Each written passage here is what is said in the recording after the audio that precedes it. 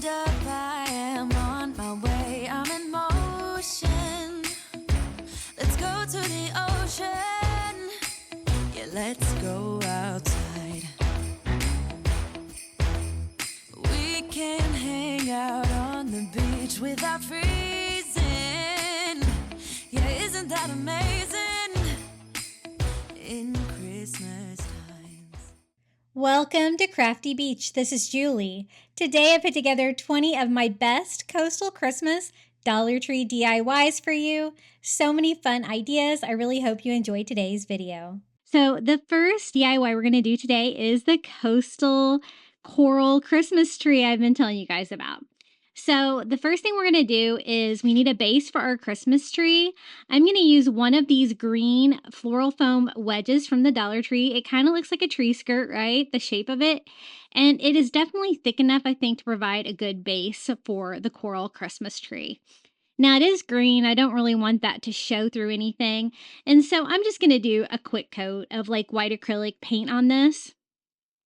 Now, at first I tried to use like the thinner piece of white circular foam.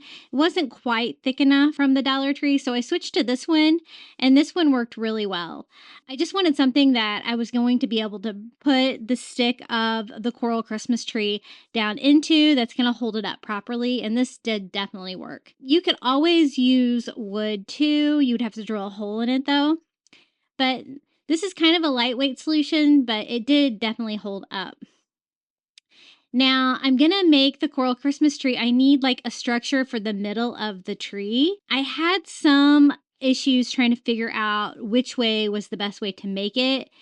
The first time that I did it, I used like some of those wood skewers that you use for cooking for the middle of the tree, these things. And it worked until the final piece, and then it was just too wobbly. So I'm going to switch it up to one of these metal yardsticks from the Dollar Tree. And I usually just take these little wire yardsticks off these anyway, because I usually use the things at the top for other DIYs, which is why I had this Christmas one. It can be any one, but I don't want it to be quite as long as it is, so I want to kind of break it in half.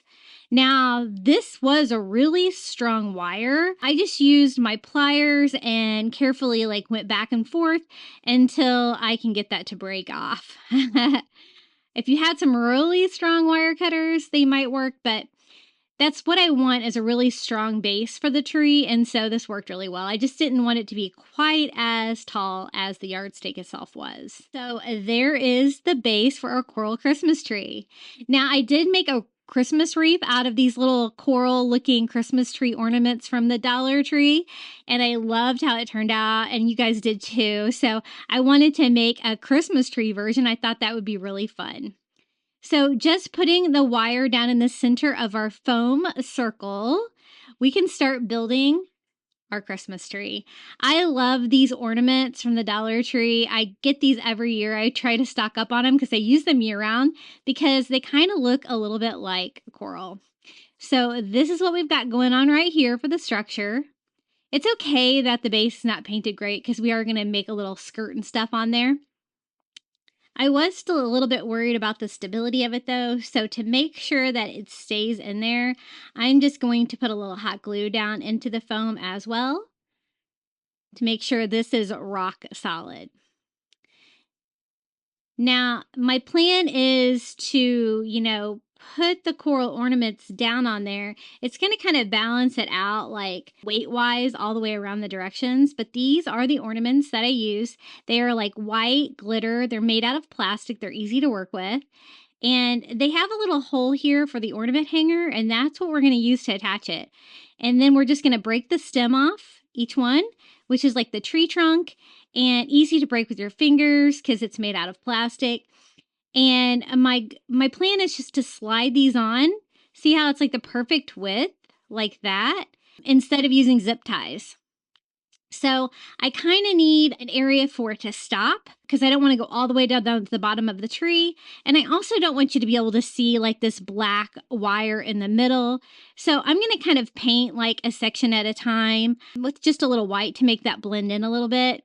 only doing a section at a time because when I put those down in there, it would scrape the paint off. And then just a dot of hot glue to give something like to stop on when I'm sliding that down the Christmas tree. So this is our first piece of coral. I'm going to slide it down until I get to that hot glue. That's also going to help glue that in place. And then we're just going to start building.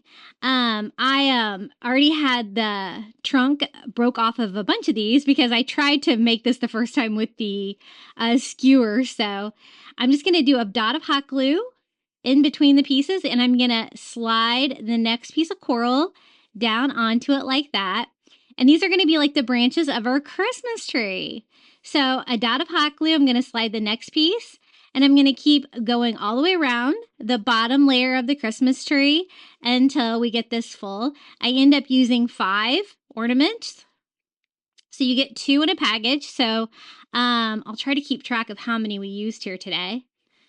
And that is what it looks like right now. They're all just kind of spiraled on top of each other, but it looks really cool because it looks like a bottom of a branch of a Christmas tree. So I'm going to just paint a couple inches of that wire again. And then do a dot of hot glue again so we can do another layer of our Christmas tree. And we're going to use the same size here, and we're just going to do another row of the Christmas tree. We will make them a little shorter as we go up the tree to give it that Christmas tree shape. So we have our second row started. Just touching up the paint a little bit there. A dot of hot glue, and we're going to slide it down, and we're going to just keep doing that, going all the way around with those little coral branches. I love these ornaments. They're my favorite for sure. My stores have been restocking them, so if you haven't been able to find them, try again. And so we're going to go ahead and do 5 for this row too. It's exactly like the bottom row. We did 5 full pieces of the coral ornaments. So we're up to 10 so far. So we're going to keep building the Christmas tree until we get to the top of the wire. So that's what it looks like at this point. The hot glue between the pieces helps keep it open. Otherwise, the pieces would kind of like just all fall around. I want them to kind of stay stationary.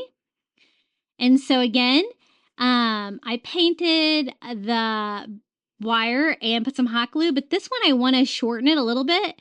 And since these are plastic, they're pretty easy to break. I'm just going to try to break these off a little bit shorter.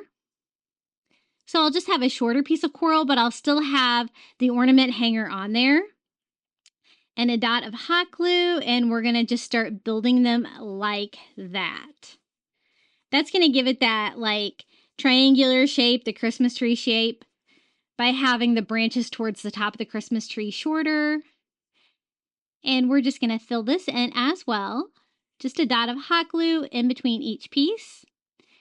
And at first I thought that maybe 4 was enough on this one, but I do go back and end up doing 5 like I did on the other one. So we're up to 15 ornaments so far for a Christmas tree.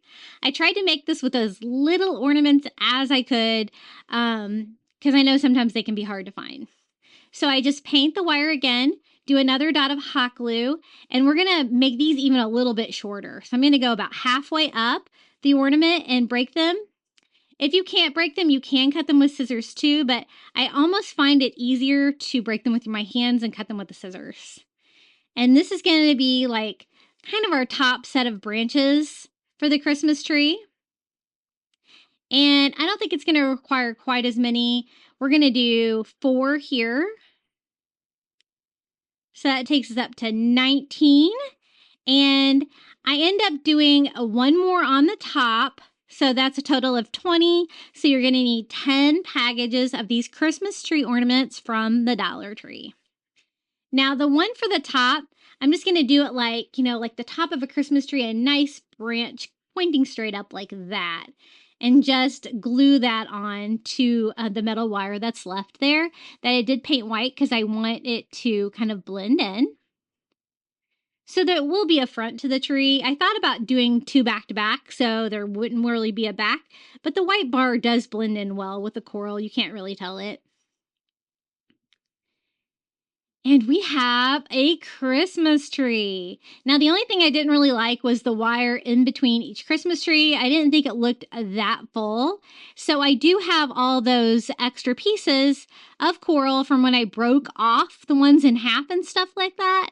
And I thought I would use some of those to like fill in the areas in between the different rows of the branches. I might as well use them since I have them, and it's going to give it a little bit more coral fun.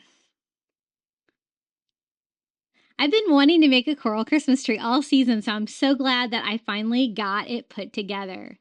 Now, if yours don't fit, you can always break them down to size. I'm just going to try to piece this together, and just like the top branch, I'm just going to glue that on to the middle bar, kind of all facing the same direction, which is kind of the front. This one doesn't really fit, so I'm just going to cut it and trim it down until it does. And we're just going to glue those. I'm not going to do it on the very bottom that goes into the foam, but I'm going to do it on all the different levels of the Christmas tree between each set of branches. And again, we're still at 20 ornaments because I'm just using the scrap pieces.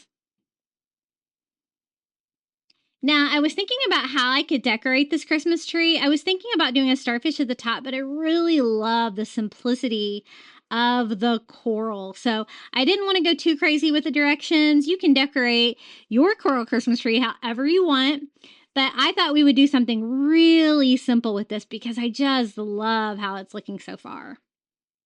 The first thing we're going to do is make a tree skirt.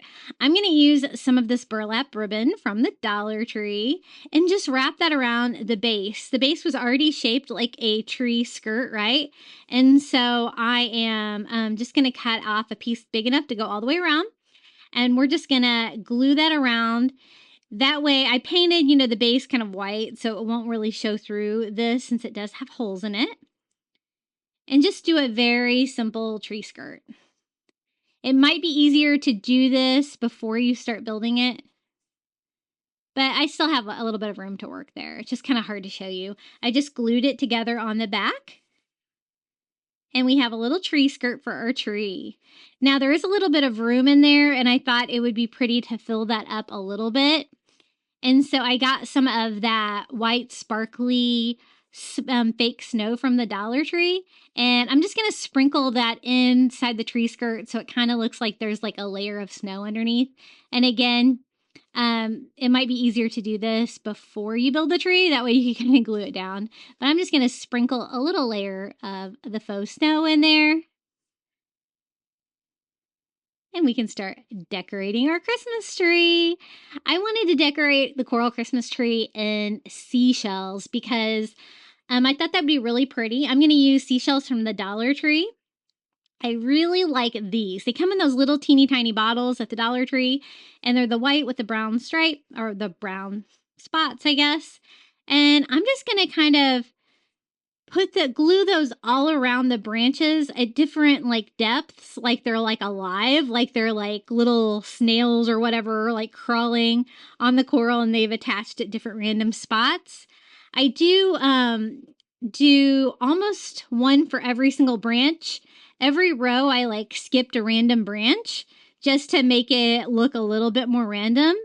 But we're just gonna keep gluing those all around, sometimes towards the end, sometimes in the middle, just kind of randomly spacing those out. And I love that I'm not really adding any color to it. I really like the simplicity of the white with a little bit of the brown coming in there. And that's basically all I'm going to do to decorate the coral Christmas tree. I'm not going to do any ribbons. I'm not going to do a starfish at the top. I just really liked the simplicity of this. And everybody in my family loved it. My husband's like, you could sell that for a lot of money. And let me show you how it turned out. Our little coral Christmas tree. I love it. I love, love, love it. And let me give you a closer look of our little coral Christmas tree here. And here she is. I love that I left it white glittery. It's very shimmery for Christmas. And I love the little shells all over. They're so simple, but so fun. Okay, on to the next Coastal Christmas DIY. We're going to use 2 of the little wood rounds from Dollar Tree, and we're going to make a really fun Christmas door wall hanging with some jingle bells, but we're going to make ours a coastal version of a Christmas tree. So what I did was I just removed the hanger off one of my wood rounds, and these are the bells that we're going to use. I know they have different sizes at Dollar Tree, but those are the ones that I chose. Then we're also going to use some of the Dollar Tree white nautical rope. Now, I like these wood rounds, but I think they're too thin. And so how I like to make them chunkier is to kind of put something in between it to make it a nice thick sign. And I thought the white rope would look really nautical and go with our coastal style. So I'm just taking that white rope from the Dollar Tree and hot gluing that around the edges of one of my wood rounds, but leaving the hanger already on there like that so we can use that later. Now, so this will be the front piece of our sign. I want to kind of fill in those holes because I don't really need them for a hanger on the front. And so I just put a little spackle in those first, and then we can go in and paint this a nice beachy color. Again, I'm using Caribbean blue mixed with a little ivory just to make a really soft beachy blue color. Very similar to Cloudless by Apple Barrel, which I love. And I'm just going to go over the front of the wood round like that, making sure it's nice and beachy blue. 1 coat of paint is plenty. Now, I do want to give it that coastal farmhouse vibe, so once I get it dried, I'm going to go in with just some ivory and a little chunky brush from Dollar Tree, and we're just going to distress this ever so lightly to kind of give it that coastal farmhouse charm. So just kind of working in one direction like this. You can always go back with a baby wipe and kind of blend that in a little bit. Just give it a little bit of a coastal edge. And then we can start building our little Christmas tree out of jingle bells. But first, I want to attach it back to our sign. So I already have the rope glued onto this one. I just quickly go around the top of this one with the glue on the rope, and then we can lay our new blue sign right on top.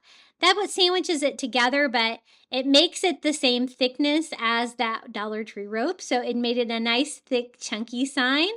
But, you know, the rope also gives it a fun little coastal touch. Now, these are the jingle bells I use. These are the ones that come 20 in a package, but you could always mix it up if you can't get this exact size.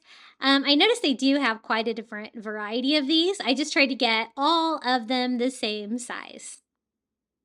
And so I want to make it look like a Christmas tree, but I want that Christmas tree to be made out of bells. I do want it to have a tree topper though. So again, these are the white ones of the little molded starfish that I get on Amazon that I have in my shop below. And this one is going to be white. I think that's going to be perfect. So I wanted to make sure I had enough room for that. And then every row of the Christmas tree, I can just add 1 more jingle bell until I get that great Christmas tree shape. So now it's just a matter of figuring out how to attach the jingle bells to our sign. And I wanted to see if I had room for 1 more row, and I think I do. So I'm going to start right here at the top. I'm going to start with the tree topper, and we're just going to start gluing this on. Try to center my tree topper to the top. And then our 1 jingle bell for the very top row. And we're just going to glue all of these on until we have that great Christmas tree shape. So I'm going to start here with the second row, and I kind of nest 1 row inside the next one, and that's how I got my spacing on these. So we're going to glue row number 3, and I'm actually doing this a little bit tighter than I had originally laid out, so it's actually going to leave us another row here at the end to do 1 more row, and I wanted my Christmas tree to be as big and as full as possible. So we're just going to continue gluing these on. Just add one more bell for every row. And the great thing about this little Christmas tree wall hanging is that it's gonna jingle. So I end up hanging mine on my garage door. I thought that was a perfect place to put it because every time you come in and out of the garage, you're gonna get some Christmas jingles. So that's how it looked with just up to the 6. So we're gonna do another row of 7. I think we have plenty of room, and I'm just going to hot glue those here to the bottom. I do want to add a few more coastal touches to this to kind of give it more of a Christmas tree vibe, but that is the jingle bell part. So for the trunk, I actually have a piece of driftwood. Mine was a little too long, so I'm just going to take it to my saw and chop that down a little bit so we can add this to the bottom of our Christmas tree. So I think that looks good. I'm just going to use some hot glue to attach it. Right here, trying to center it with my tree. And then I thought, maybe a few presents under the tree. So after I get all of my hot glue strings cleaned up, I'm going to go in and instead of presents, we're going to use little seashells as presents. So these are those little tiny seashells that you get from the Dollar Tree in the little glass bottles. I love DIYing with these. And I'm just going to attach these with hot glue to kind of represent little presents under our tree and give it the perfect little coastal touch there. Just using a variety and kind of staggering those all over until I think it looks nice and full. And then I'm just going to, I kind of like the white star on the top, but I really kind of wanted it to be ivory to kind of go more with my coastal decor. And so even though I've already attached it, I did update mine here with a little bit of ivory paint to make it perfect. And just try not to get any on my sign. And then I wanted to add some kind of a ribbon. And so this is actually some of the Shore Living ribbon from Dollar Tree. It's like a light blue. It's a perfect match to this, but it's got little starfish all over it instead of like regular Christmas stars. So I thought that'd be really cute. All I'm going to do is tie a simple bow here where you can see all of the pattern of the starfish, making sure to kind of twist and turn my bow so that you can see that. And we're actually going to attach it just to the hanger because I don't really want to cover up my Christmas tree, but I do want it to have a little bow at the top. I'm going to just attach that to the twine hanger with some more twine, just tying that over my bow, kind of wrapping it around that middle section, which really didn't have much of a pattern on there anyway. It's just going to decorate the hanger a little bit, give it a little bit more of a festive vibe. But I think this turned out really cute. It's our little Jingle Bell Coastal Christmas Tree wall hanging. Look how cute this is. And it jingles, so that is super fun. Let me show you how it looks on my garage door for Christmas. I loved crafting with the jingle bells. Anything that I can make jingle, make noises like that for Christmas, I think is going to be a lot of fun and add to the Christmas spirit, but this definitely has a coastal vibe with the colors, the starfish, and the seashells. This one's going to be a coastal rope angel. So I'm using some of this nautical rope from the Dollar Tree, one of these monkey jute balls from the Dollar Tree. They're called like monkey knot balls or something like that. And I am going to make an angel with one of those foam cones from the Dollar Tree. So they're not that big, the foam cones from the Dollar Tree. And so I think they're going to be a perfect size though. I'm just going to start by gluing the brown rope around the base of the cone. And we're just going to basically cover the entire cone with rope like you were doing a rope Christmas tree. Basically the same thing. Now, when you put hot glue on the foam, it does melt, but I only really had to glue the bottom row, so it was okay. But you could always put like masking tape down or something if you didn't want that to happen. I'm just winding that as tightly as I can around, but one package is not enough. Whenever you're winding rope around stuff like this, it always takes way more than you think. So I'm definitely going to need to use 2 packages of rope to cover the body of our coastal angel we're doing here. So I'm just going to go ahead and I made sure that I ended the rope the same place that I started the first rope, so that can kind of be the back of my angel. And then I'm just going to use a little bit of hot glue to start a second piece. And then when you get towards the end, you do have to hot glue it a little bit to itself and to the foam cone. And I'm just going to cut off a piece and just keep wrapping until I cover up all of the cone. That way I can glue the head to the rope and not the foam cone itself. For the head, I'm going to use one of these little jute balls from the Dollar Tree. And I think that's going to be the perfect top. Now I'm just going to kind of clean this up with my lighter, kind of burn off all the fuzzies on the rope cone and the rope ball. And I'm going to go ahead and leave that loop on there. At first I was going to cut it off, but then I was like, that would be the perfect halo for an angel. So I'm going to leave it on, and I'm just going to have to glue it on where that's going to need to be in the right place, that I can make it into an angel for our halo for our angel. So I'm just going to hot glue that on, trying to leave time for it to dry because I don't want this falling off. Trying to secure that as much as possible. I also wanted to do a little lace trim, and I found some of this white lace crochet at the Dollar Tree, and I thought we can make just like a little collar for the angel, and that's going to help reinforce keeping the head on this because I don't want it to fall apart.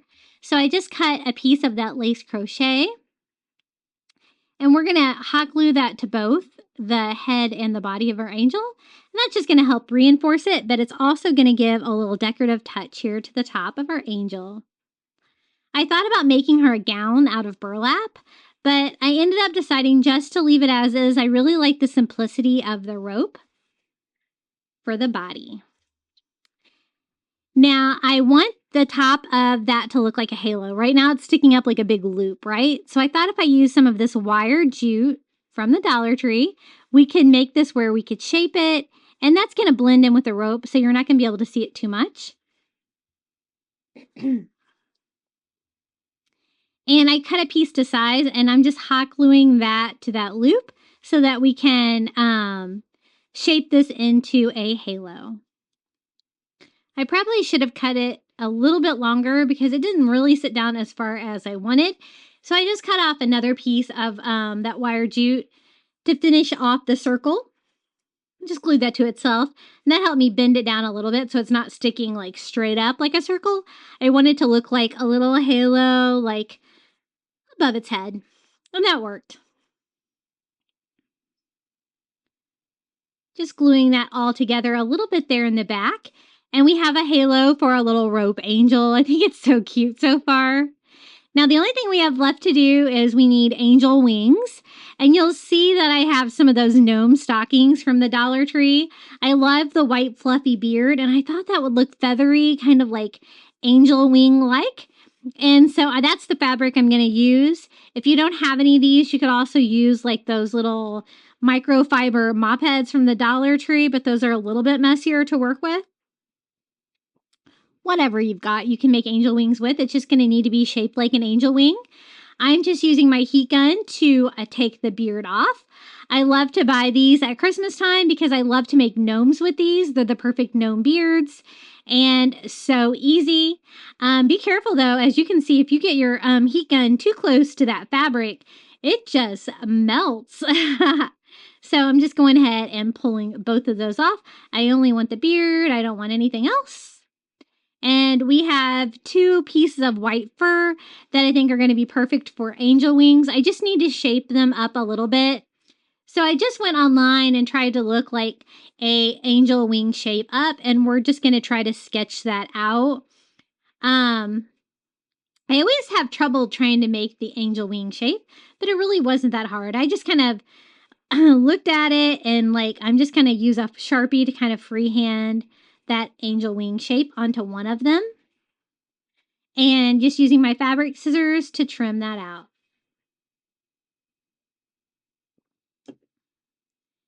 And I think that looks pretty good, like an angel wing shape. Now I'm just going to need a mirror image of that for the other side. So using that one as a template, I'm just going to sit it on like back to back like that. So it'll be a reverse image. And again, just using my Sharpie to draw on the back a little pattern. I'm using most of the beard. It's going to be a nice large angel wing for both sides, and then trim that piece out as well. And we're going to have a set of angel wings. I was having a hard time figuring out what I was going to use for the wings for this, but this just worked perfect. I even thought about using some of those coral ornaments, but I didn't really think it was going to give me that angel wing look. So now we just need to attach this to the back of our little coastal angel. I'm just going to attach it to hot glue with hot glue here on the back and kind of overlap those a little bit, peeling off any like hot glue on the back that's going to be, visible from when it was glued onto the stocking. And now at this point, it's pretty, but the only thing is they're a little too floppy. They don't really want to stand up and out like I want them to for angel wings. So I'm going to need to shape that a little bit more. I'm going to use some more of that wired jute from the Dollar Tree that we use to make the angel stand up. And we're also going to use that to make the angel wings like stand out. I'm just going to glue that onto the back of our angel wing so you don't really see it, but this actually worked really well, and I did lose a little bit of footage. Again, I was doing this in Hurricane Nicole, so we did have some power outages. So I'm just gluing that all around, kind of bending it as I go. And this was just a loose piece of this I had, but it was actually long enough to go around. And see how it makes the angel wing like stand up? It is definitely strong enough for this. If you made your wings out of something else, you might need to not need this step. But again, mine were just a little bit floppy at this point, and so they just needed a little bit of structure. So I'm just going to hot glue that all around the edges of our second wing here.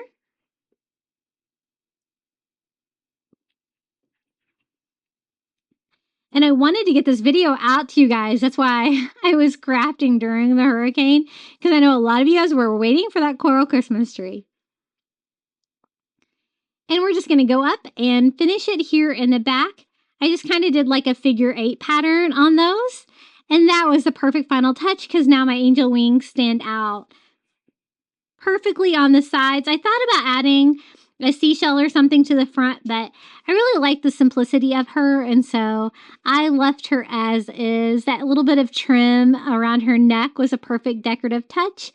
And here is our little coastal rope angel in all her glory. I think she's so pretty. I know I have a lot of angel fans out there, so I hope you enjoy this DIY. And I believe I have another coastal angel DIY coming up later on in today's video, so stay tuned for that one as well. Okay, the next DIY, I'm going to make a fun little coastal Christmas tree with one of these little triangular box signs from the Dollar Tree. I was able to find a few weak spots on this where I can just kind of pop the back off. But if you can't, I used one of these in one of my recent Christmas videos here on my channel. You can always hammer out the back if you need to, if you're having trouble getting that off.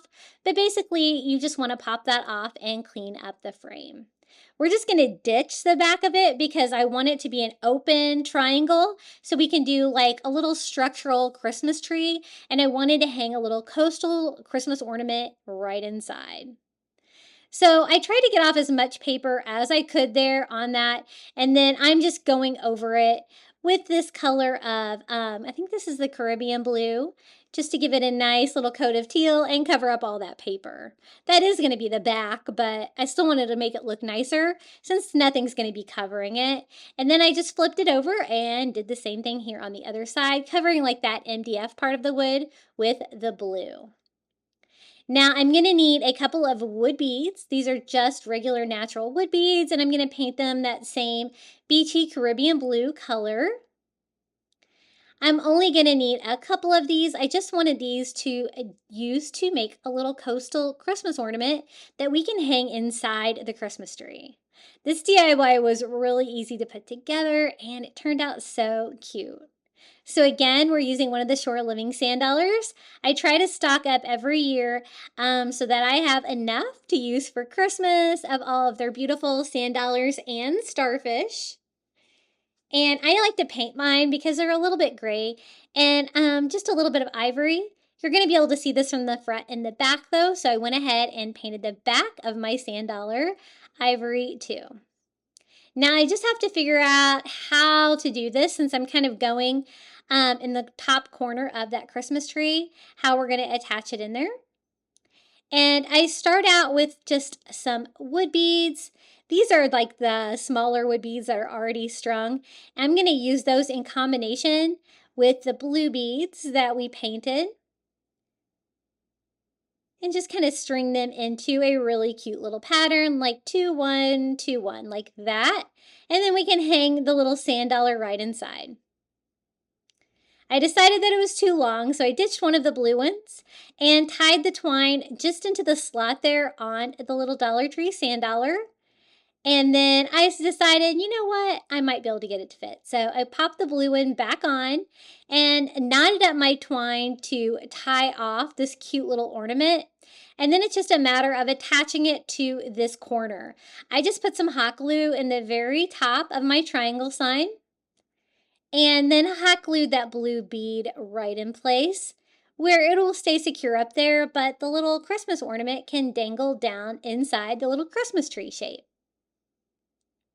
So now that we have that all constructed, I do want to decorate my tree a little bit to make it more like a Christmas tree.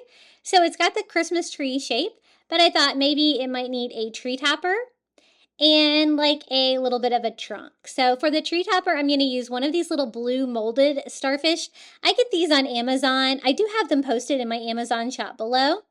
And I love these. They come in white and blue, I know, because I use both of them.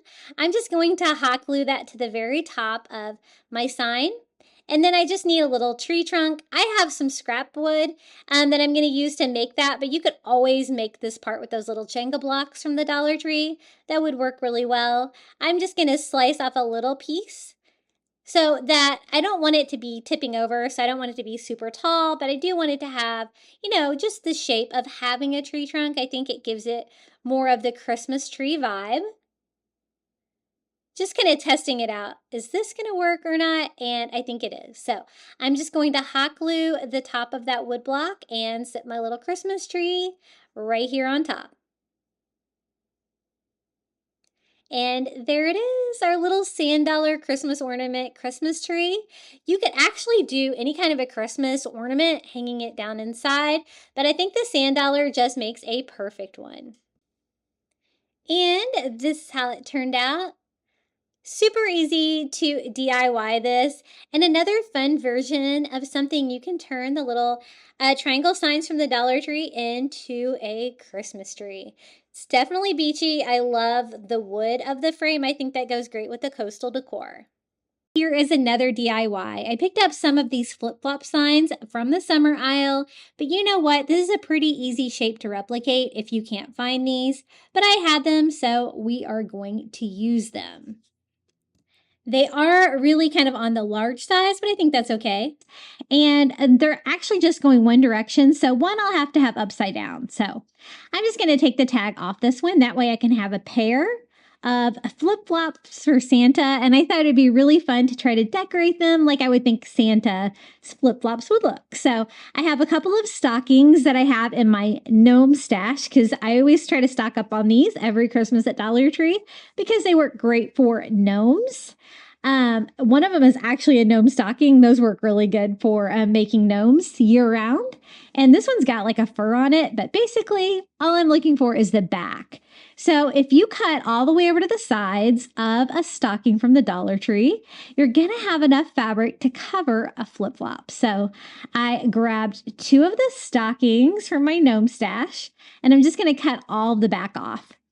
It's not like a really plush red fabric, but I think it will work. If you didn't have any of this, any kind of red fabric is really going to, I think, give you about the same effect. You might have trouble finding paper big enough to cover these because they are pretty large, but as you can see, it just covers the flip-flops. So I wanted to make like red plush flip-flops for Santa with like white fur like straps. I thought that would really remind me of Santa Claus. So I'm just going to use a Sharpie.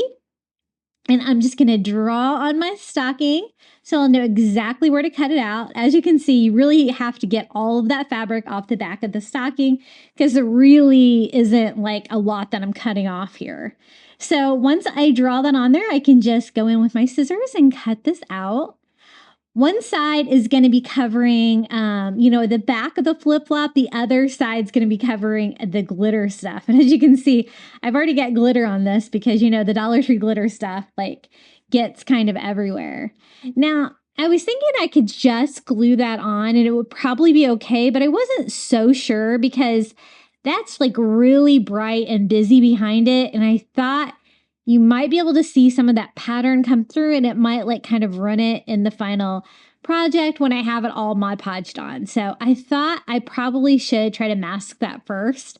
So I'm just going to go in with just some ivory paint and I'm kind of just doing a rough coverage of all the stuff that's going on here on the front of that. I'm not really going to worry about the glitter and stuff on the sides. I think that will be fine, but I just didn't want any of that image shining through. So the other one will be even easier because we're just going to cover the back of this one.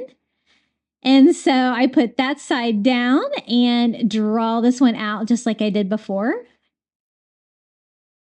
And we have more fabric for our flip-flop. I thought it would be really cool just to do a pair of Santa's flip-flops, make it into a simple little beach sign. I love decorating coastal for Christmas. You guys know I always do. So I wanted these projects to be projects that I can also use at Christmas time, but I can also use them for Christmas in July decorations. You'll have to let me know in the comments below if you actually celebrate Christmas in July or if you just like getting Christmas ideas early. I can say that I never really did Christmas in July until last year. I kind of learned about it a little bit. I put out a video. So I'm kind of going for it this July. Why not? I love having a holiday to decorate for. So now it's just a matter of attaching my stockings to the flip-flop sign. So I'm going to do a pretty thick layer of Mod Podge here all over my flip-flop. And then just sit that fabric right on top. The great thing is that stocking material is like a felt, so it cuts really easily. You're not going to have any fraying or anything like that. So it just helps the DIY go a lot smoother. So that's our first one. I have my paint dry on this one, so I can go in, Mod Podge all over the top of this one, and glue this one on as well. Now we're going to use those same stockings that we used to cover the flip-flops for the white fur for the straps of the flip-flops. I thought I could take that little gnome beard and kind of transform that because I didn't have any stockings that had the white fluff on the top or any Santa hats or anything like that to get the white fluff from. So I thought we could just use this beard. Now, the beard is hot glued down kind of all the way around. And if you're careful with a heat gun, you can get it off pretty well. I mean, if you didn't want to remove it first, you could probably still try to make this work. But I think it's going to be easier to cut the strips down if I just completely remove this off of the stocking first. As you can see, there's maybe 2 rows of hot glue gluing this down. And you kind of have to be careful using heat on this because that fabric that the stocking's made out of will probably melt. So this is what I have, and I'm just going to kind of take advantage of the shape of it. I think both outside edges here are going to make great straps if I can cut it right down the middle and then just cut a little strip off each side like that. And I think that's going to work. I think I made one a little bit thicker than the other one. So I'm going to kind of trim that one up to make those even. And that can be the long part of my flip-flop. And the flip-flop sign kind of has a little bump out there. So you know exactly where the straps of the flip-flop should go. So I think that's going to work great for the longer part. So now what I'm left with is a smaller piece, but I can kind of do the same thing with this one because the inside strap is going to be a little bit shorter. So I just cut off the outside again like that. And we have the shorter inside straps. Now, there was a little bit of area that didn't have fluff on it, so I do kind of trim these as I attach them. but I'm just going to use a little bit of hot glue to attach my little strap to the side, and the same thing here at the top. These were so fun to put together. It's so easy, but I think it made a really fun, large Christmas project. And I can't wait to display these for Christmas and July. And I'm sure I'm going to display them for Christmas too, because they turned out so cute. So I just glue this strap down with hot glue too, kind of slightly overlapping that at the end. Try not to get too much hot glue outside the area that I'm working there, trying to clean that up a little bit. And you could kind of, hang these like individually. I'm going to put them together on a sign to kind of make it just one project that I can hang on my wall. And I was thinking like flip-flops like on a boardwalk would be really kind of remind me of Christmas at the beach. And so that's what we're going to do with this one. So it's just a matter of attaching the straps here. I kind of like make them look like real flip-flops where there is a little bit excess material. They're kind of arched up a little bit before I just glue the ends in place. Like where Santa could really slip his feet in there maybe. Santa must have really big feet because these are big. Now for this sign, I'm just going to use 2 of like the wood grain long signs. Doesn't matter which ones you have. These are from 4th of July, but doesn't matter because I'm going to cut the cutout part off anyway.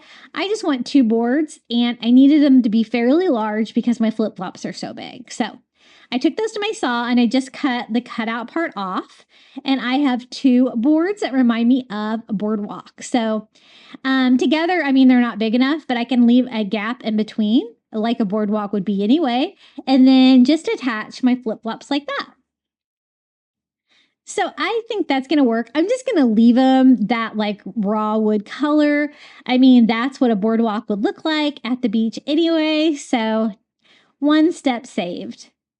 I'm going to just attach them with hot glue here at the top and the bottom. Now, this is going to secure the 2 bottom boards together, but I will reinforce those a little bit to make this a little bit stronger. But for now, that's going to kind of join the project together.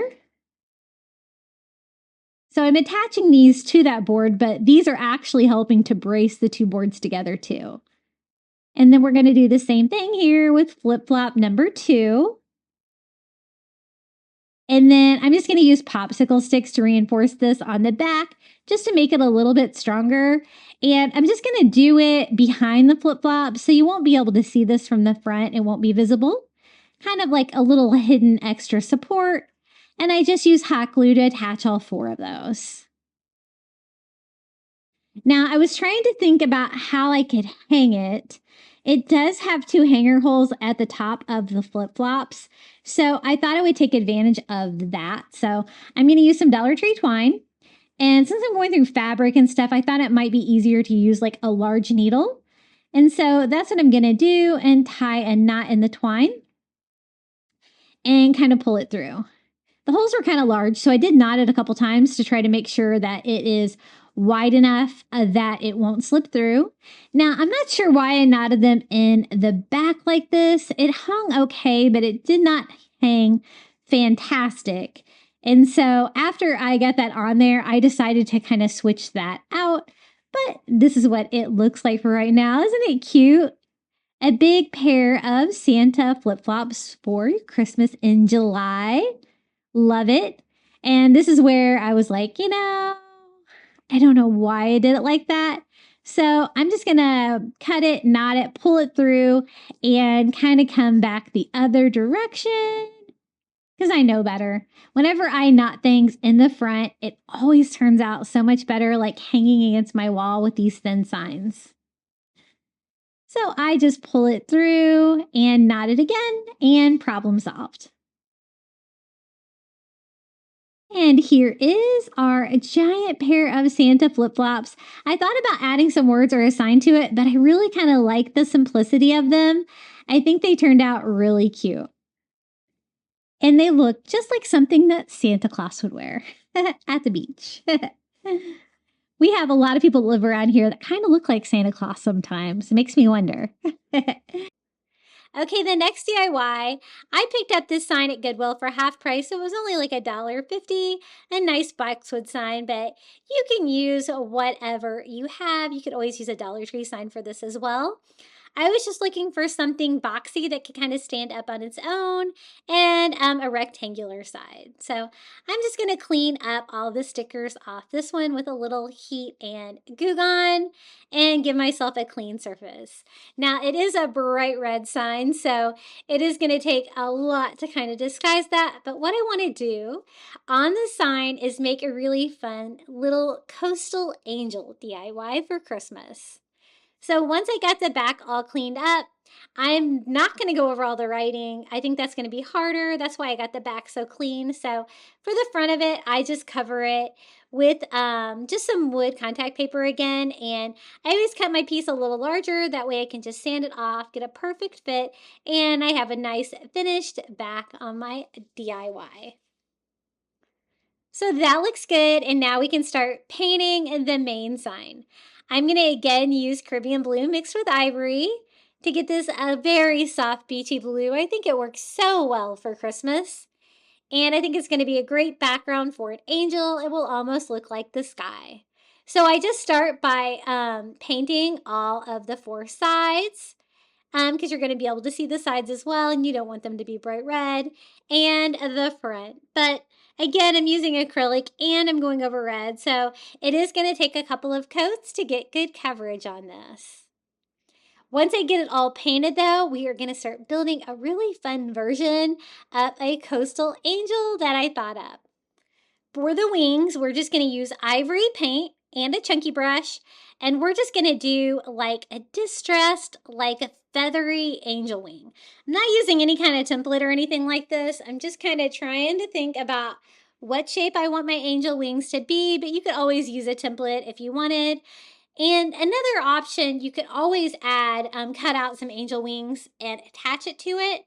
But I kind of wanted this part of the sign to be actually painted on, and the rest of the angel we can create with texture.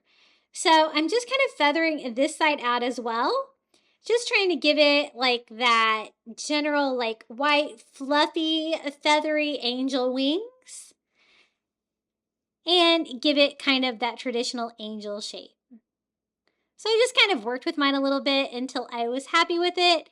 And then we can attach the items to make the angel. For that, we're going to use the nautical rope jute. I'm using the 8-foot length from the Dollar Tree, but you can use whichever one you can find. I know rope can be hit or miss at Dollar Tree. I always try to grab quite a few when I see it. And I keep it actually in milk crates in my garage because I use so much rope with coastal crafting.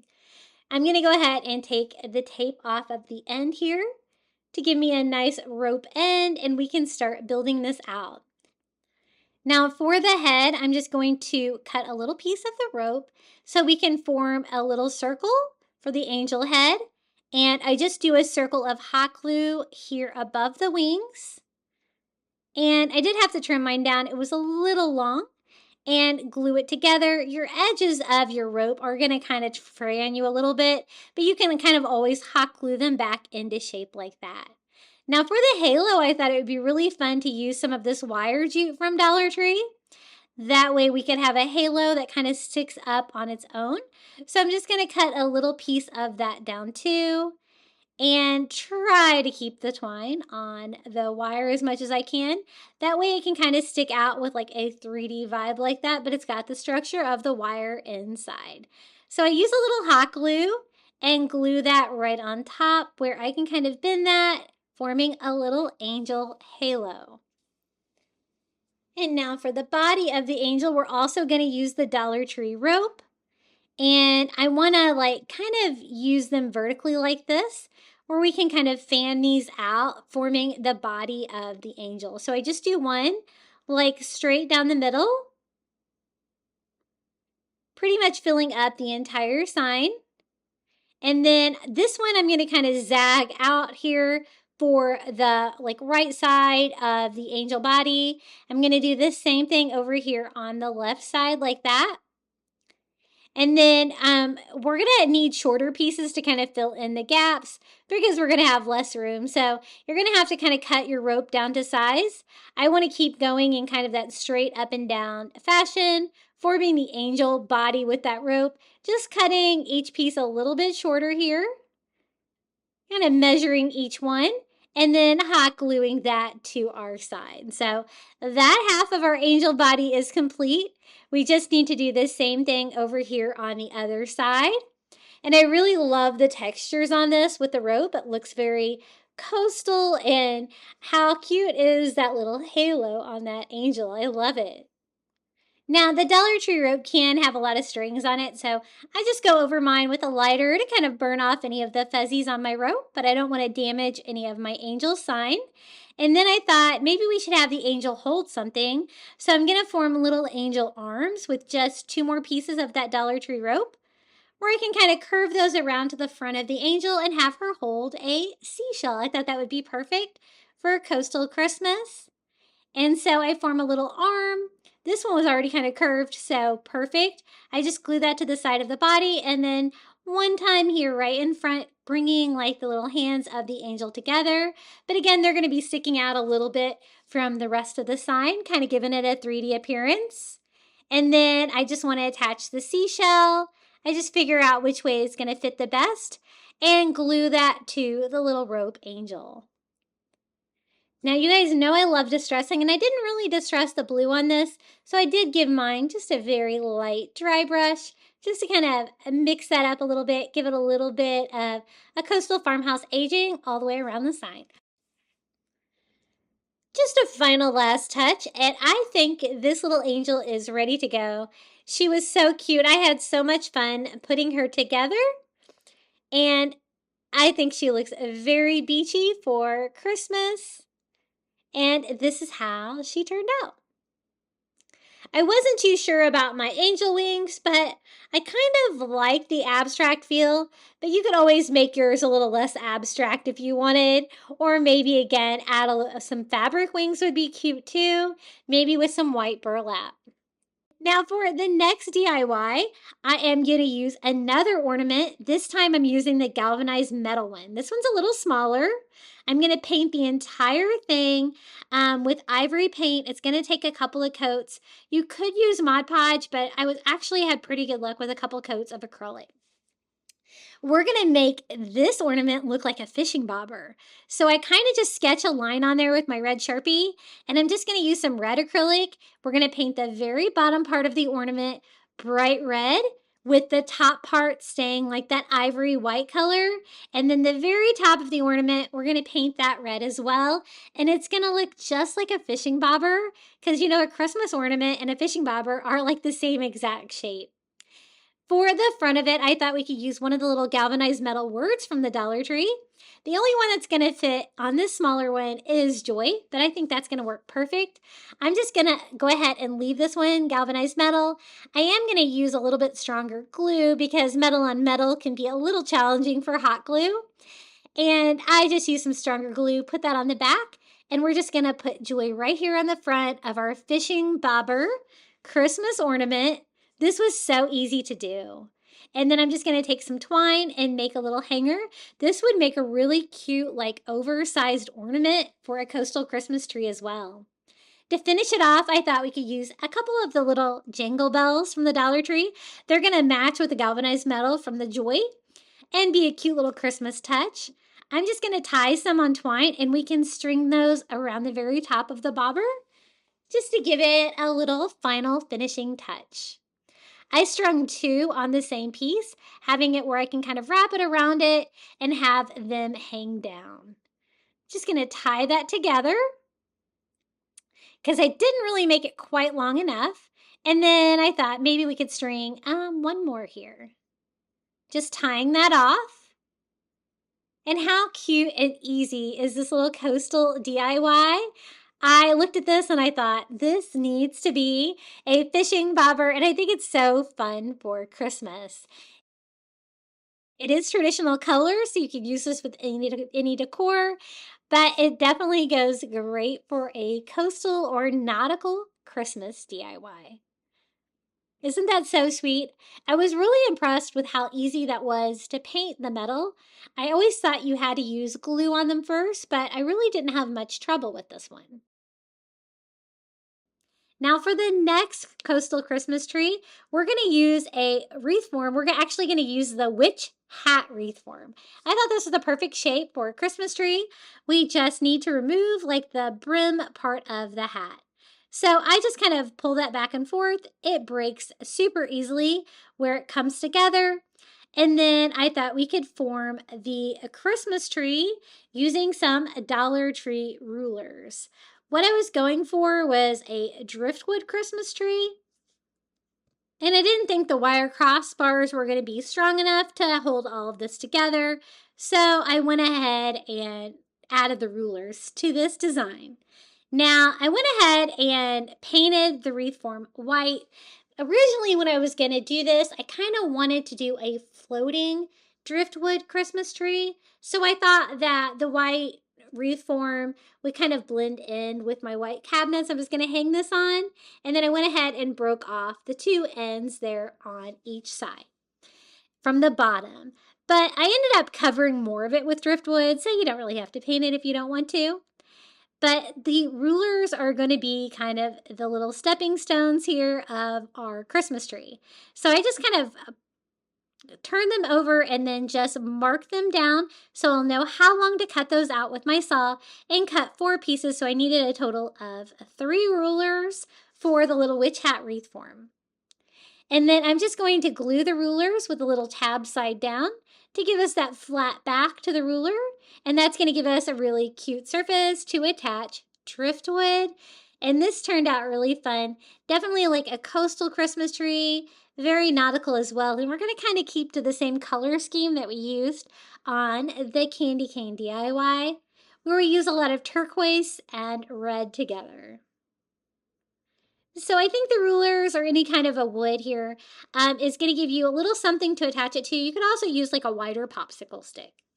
Now this is the driftwood that I'm using. I'll be sure to post a link here, a Target link. I know that it was on sale last week when I looked for it for $7 at Dollar Tree. And I love crafting with this driftwood because it's nice and flat, very uniform and clean. And then it's just kind of like putting a puzzle together. I just wanted to find pieces that would cover up my ruler and kind of look random too. And so I'm just picking out pieces that are going to cover it perfectly and piecing them all together to give us little driftwood levels to this Christmas tree, if you will. And so don't be afraid to kind of stack, use smaller pieces if you need to. And you can kind of build out a little bit with these as well, give it a more 3D look. I'm going to use like just this natural color, but you could always stain it a little darker if you wanted to. And we're just trying to fill up this final row here with driftwood, kind of continuing that random pattern all the way around. This is a really fun DIY to put together. Anytime I can craft with driftwood, I am game. Now, I just did notice these are vase fillers, the driftwood at my local Target. They decided to quit carrying them. So now I have to order them from Target.com. But if you have a Target Red Card, you can get free shipping if you spend $35. So that's not too bad. I'm stocked up on them for now. Now for garland, I'm going to start with some of this blue nylon cording that I got at Dollar Tree. It's a nice like teal color. It's kind of like a paracord material. And I just cut a piece to kind of drape along my driftwood like that. We're going to do the same thing here to kind of give it the appearance that it is kind of wrapped around the Christmas tree. I don't really like the white rope coming out of the ends on this, but we're going to make it work. Going to do the same thing here on row number 3 and row number 4 here of our Christmas tree. I love the touch of blue that this added and gave it a little fun element. Now next up for more garland, I decided to use Dollar Tree rope. I'm just using the brown rope and I'm cutting those the same length that we did the blue, and I just kind of alternated one on top, one on bottom until I worked my way down. Now, I went ahead and got all 4 rows on when I decided that I didn't really like it. So I decided to use some of the white rope from the Dollar Tree and unwind it into smaller rope. And I liked that better. So I'm going to cut down some of that rope for each one and do the same thing. I'm attaching them the same way. But I liked the white rope better than the brown rope this time. So just kind of gluing where I had the brown rope and filling that all in with that white rope. I think that looks a little bit better. Now for the brown rope parts, I thought that would look better where there was no driftwood, so might as well use these pieces. I already have them. I'm just going to go from one side of the wire frame to the other side. I just didn't like the brown on brown, so I wanted a little bit more contrast. Going to do the same thing over here, and it's going to give us the appearance more of the Christmas tree being wrapped with garland, or I guess this time rope. Going to cut down this piece a little smaller. It doesn't need much up here. But again, it's still giving us that appearance of a Christmas tree. And then I decided to go back in and fill in the sides. Remember, I said I kind of wanted to do a floating Christmas tree, but then I decided I didn't really like it. So I decided to switch mine up just by adding a piece of driftwood on each side piece. I went through and found the sizes that would fit well, and I just went in and glued those on the sides, and I'm really glad that I did. I like the Christmas tree shape better like this. I just couldn't figure out a way to do the floating driftwood without like some kind of obvious lines there. So I'm just going to glue those all in place, and you can never have too much driftwood on a DIY for sure. And again, I will post the link to this driftwood that I use from Target. It is one of my favorite craft materials I get from Target. Then I just go in and I'm going to trim up all of my rope garland, clean it all up, make it look a little bit neater on the sides. For ornaments, we're going to use some of these little wood cutouts of sea creatures. The sea turtle and the seahorse are from Dollar Tree from the Shore Living line, and the dolphin and the octopus, I actually got those on Amazon. And I think I have those linked in my shop below too. I'm just painting them all turquoise, this bright turquoise color with a makeup sponge. And one thing I like better about the wood shapes from Amazon is they don't have the little ornament holes in them already. It kind of gives them a cleaner appearance that you don't have to fill in with spackle. But these are going to be the ornaments for my little driftwood Christmas tree. I'm just attaching them with hot glue. The cute little blue dolphin, the little octopus right over here, the Dollar Tree sea turtle and seahorse, and I did fill in the little ornament holes on those with spackle to try to close those up before I painted those. And just one for each row of the driftwood Christmas tree. It's looking really colorful. I'm going to use a little twine here at the very top to make a hanger. And then I wanted some red. So these are the little foam sea life stickers from Dollar Tree from the Crafter Square. And I'm going to pick out some red crabs to bring in a little splash of red to contrast with that beautiful turquoise color. Once I get those on there, I decided to finish it off with a tree topper. I'm actually using a real starfish that I got on Amazon, but you could always use the one from the Dollar Tree. They're about the same size. I'm just going to paint mine red with some fire red acrylic to kind of give it another splash of red. And then I picked out another piece of that Target driftwood, a wider piece, to form the little base, the little trunk of my Christmas tree. I glue that right underneath the ruler that was there on the bottom. And then our tree topper, our starfish, we had to do a starfish. I glued that right to the top of our little driftwood Christmas tree. And this project was a little bit of an evolution, but I was really happy with how it turned out. So if you have one of those little witch hat wreath forms from the Dollar Tree, you can totally make your own coastal, beachy, driftwood Christmas tree with it with just a few items. I like the rope garland and stuff like that. I think that really adds to like the nautical feel. And of course, I love the decoration of all of the little sea creatures all over. How cute are those little red crabs? And this is how it looks from a distance. Now for the next DIY, we're going to DIY these little nutcrackers from the Dollar Tree. Now they're very colorful and plastic looking, but I thought we could try to make them look a little bit more high end. I am just removing the beard and the hair from them. It was a little tricky to get the hair.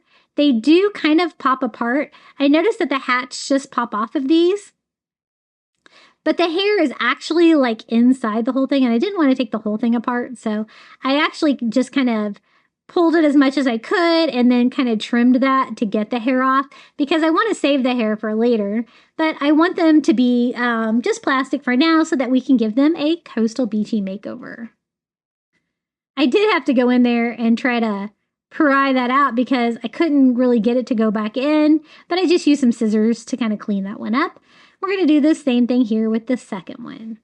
Now, the idea I saw like some ombre nutcrackers that were painted really fun beachy colors, and I thought we could kind of pull that off with the Dollar Tree version. So again, removed all my hair from both of them, and then we can start painting these. I'm going to use chalk paint, again, some of my DIY chalk paint that we mixed up. And I'm going to do the top part of this one with like that misty ocean bluish green color. And then I'm going to kind of alternate which top and bottom are painted, but I really want just half of it to be that color. So I just go over it with a brush.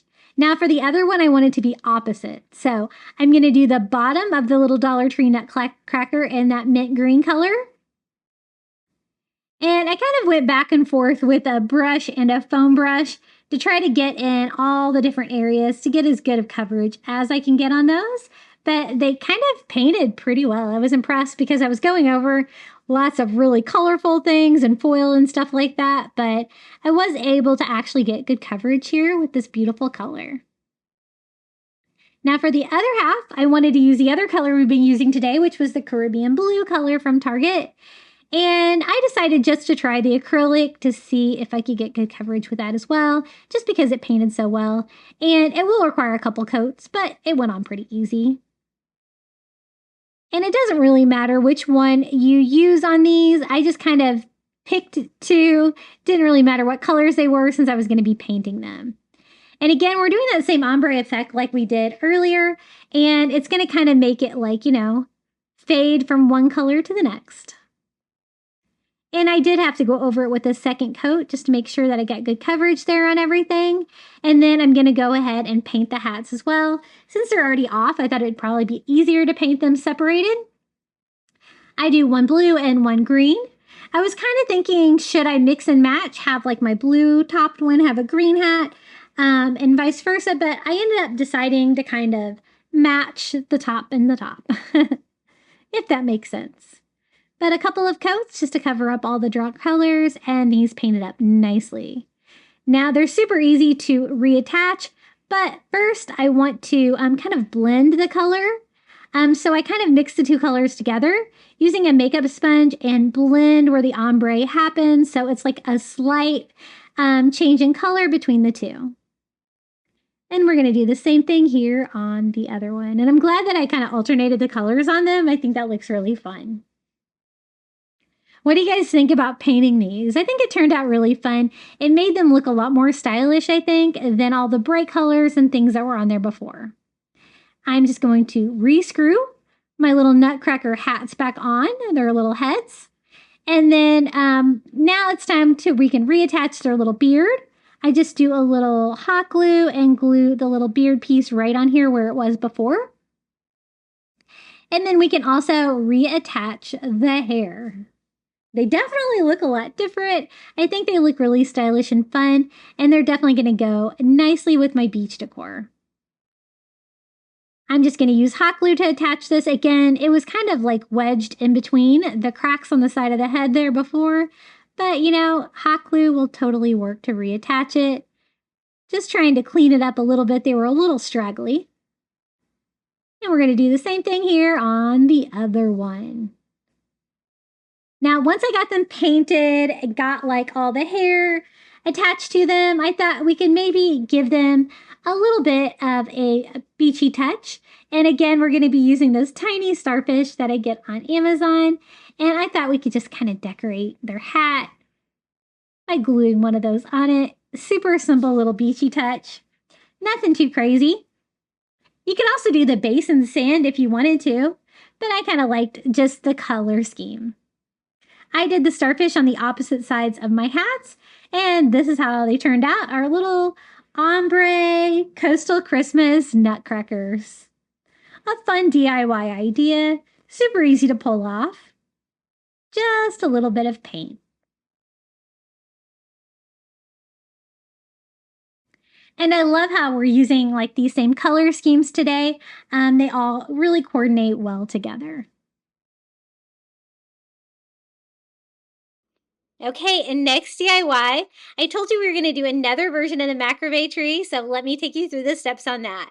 We're going to use a Dollar Tree wood block, a smaller one this time, and some more of the bamboo pieces. Again, you could totally do this with the Dollar Tree wood dowels if that's all that you have. And I want to make a cool Christmas tree version where we do all the different rows of the Christmas tree, working our way up with the macrame like we did on the bottom of the macrame Christmas tree we did before. So I'm going to start out just by unwinding the Dollar Tree rope again into thirds and cutting out little loops just like we did before.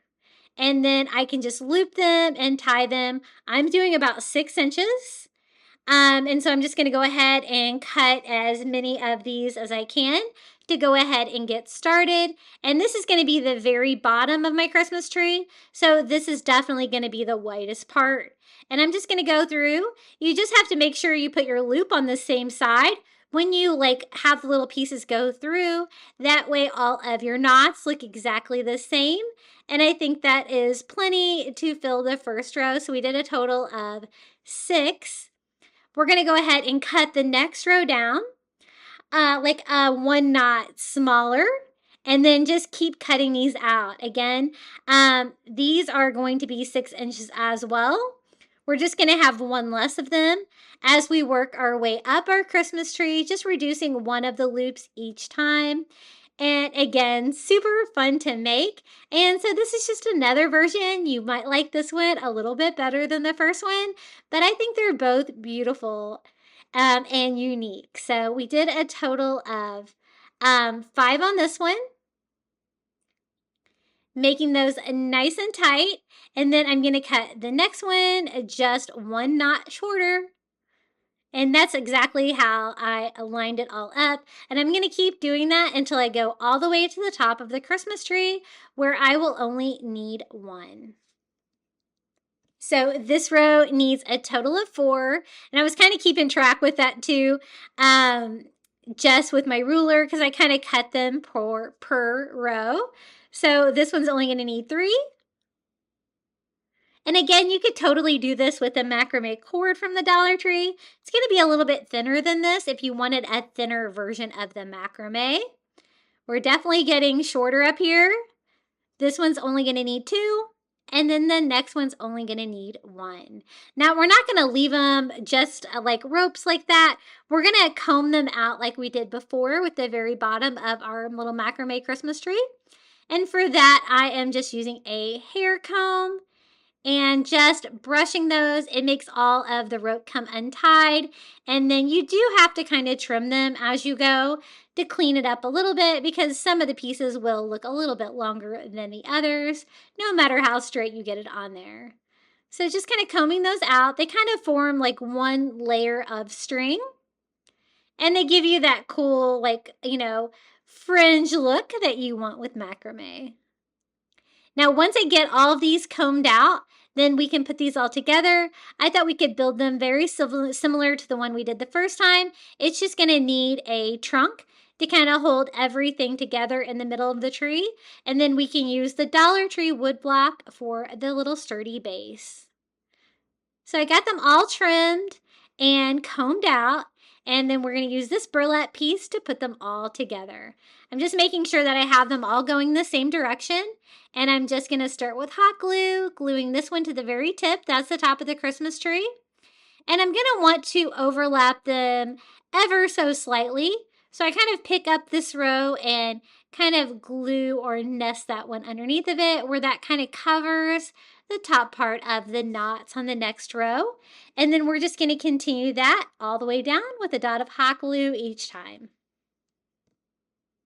Super easy. You just have to kind of find the center of your piece as you're putting it on there, and don't forget to kind of nest it out. If you wanted to start from the bottom, the nesting part of going one over the top would probably work a little bit better, but I did want to start at the top, so I would have it at the very end. Just going to kind of recomb that out, straighten it up, make it look a little bit cleaner now that I've been working with it. And I'm also going to attach a little bit more hot glue here on the sides of the back just to make it a little bit sturdier. I am now going to cut this little bamboo stick down a little bit here to make it the right length, and we can stand this up. And again, I'm just using a hammer and a flathead screwdriver to make the perfect little hole here in our box where we can put that little bamboo stick down inside. It's just kind of a matter of hollowing it out. I found this wood block was probably a little bit more solid wood than the other one. And I just put some hot glue in there and stick our bamboo stick down in there, forming our little Christmas tree. Super fun. Now let's decorate it. I thought we needed a tree topper. Now these are the blue molded starfish that I get on Amazon, but I kind of wanted to be a little bit softer blue than it was. So I just distressed it all over with a little bit of ivory, just distressing it and softening up that blue color, which was a little more of a turquoise color. And then I thought, again, a little seashell on the base would look super cute. So I just use a seashell from my stash and glue that on the wood block, kind of disguising that. But it's definitely strong enough to make this little macrame Christmas tree stand up on its own. And this is how it looks. I think it's so cute with that little macrame pattern with all of the strings involved. You could always add ornaments to yours if you wanted a little bit more decor on there. Seashells would be perfect, but I really kind of wanted to go with just the rope feel on this one. Okay, let's try another version of a coastal Christmas tree. This time we're going to be using some of the burlap rolls and the mesh ribbon from Dollar Tree and simply one of the Dollar Tree giant birthday party hats. These make a great tree shape. They do have like tinsel coming out of the end and around the brim of the hat, but that's okay. We can just trim off that part. It's easy enough to cut off the tinsel there on the top. The bottom is like kind of like glued on a little bit more than you would think. And so I just kind of ripped mine off, but you can still kind of see a little bit of the glue and stuff like that.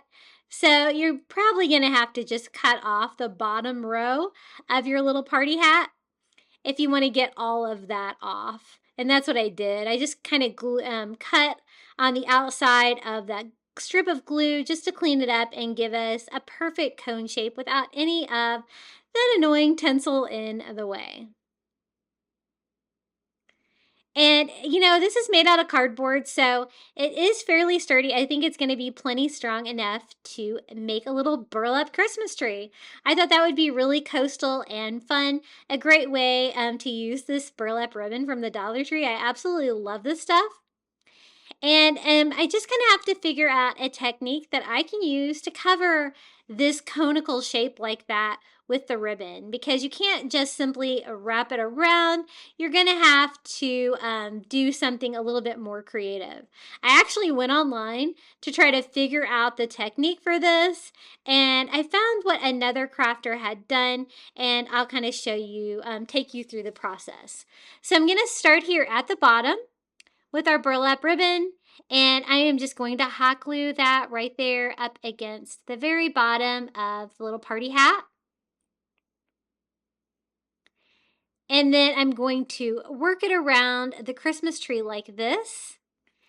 And as you can see, I'm only hot gluing it to the very bottom there, where it will be tied up against the conical shape. And I go all the way around until I meet up with the original ribbon. Now, this is the technique they showed me. It's going to make like a little bit of a kind of a pleat or a ruffle on it to get it to cover it, but it actually worked out pretty well. So I hot glue the part that I can to keep it tight. And then when I get to a part where it kind of gaps out, I just cut a little crease in the ribbon. And then I go back in with my next piece and glue that down, overlapping the piece underneath of it, where it is all kind of tight and you get that little bit of a burlap pleat there. I'm going to work that around as much as I can where it's tight. When it starts to really poke out from the tree again, I am just going to cut a little slit in it and then glue that down tight to that cone shape and glue that over itself here on the burlap. And we're going to just keep repeating that. I just glue it till I need to cut a slit, gluing that down. And I just keep doing that, working around. So the little pleats and the burlap are going to be, kind of randomly placed throughout the tree. And it does kind of give it a little bit of a frilly look, but I liked it in the end. If you wanted to use like a large piece of burlap, you might be able to get like a little bit of a tighter fit without having to do this. But this is definitely a way you can get that really kind of difficult shape while wrapping it with burlap ribbon. So these rolls are really long, so there's going to be plenty to go across the entire tree. I just keep working with that same row, gluing it down, cutting a slit, gluing that part down, and continuing that same pattern until we cover the entire party hat. It is, a pretty big party hat, and so it actually ended up being a pretty nice sized coastal Christmas tree. Now I'll show you what I do when I get to the very tip up here at the top. Once I get it pretty much as tight as I can get it, I am just going to kind of wrap it around like this, where I have a little bit of excess fabric here, gluing everything down and then just cutting slits until I get a perfect little cone shape. And then I can kind of glue that to itself, forming a little, rustic burlap tip there to our Christmas tree. Now I did use hot glue pretty much all over, so I'm just going to have to clean that up a little bit with some heat. I like to do that to get any of the strings off. And this is what it looks so far with the little pleats all over. It kind of gives it a cool vibe. And it is a fun way to make a little burlap Christmas tree. Now, since it's a coastal Christmas tree, we definitely need to decorate it. I love this Dollar Tree mesh ribbon because it kind of reminds me of fishing net. I think it gives you that vibe. Comes in a couple different colors. I'm going to use this like ivory or white color. I think that's going to make a nice contrast up against the burlap. And we're going to use that like garland. So we're just going to simply wrap the Christmas tree with that, having it kind of go down in like a spiral fashion, like you would decorate a Christmas tree. So I just hot glue it right up here to the tip and just put a little hot glue on it to make sure it stays close to the burlap every now and then as I'm working my way down the little Christmas tree. And this definitely gives it a fun coastal vibe. I think this ribbon is so cool. And I'm going to do that all the way to the bottom, cutting off the excess and kind of gluing that part down as well. So that's what we have so far for a little burlap tree.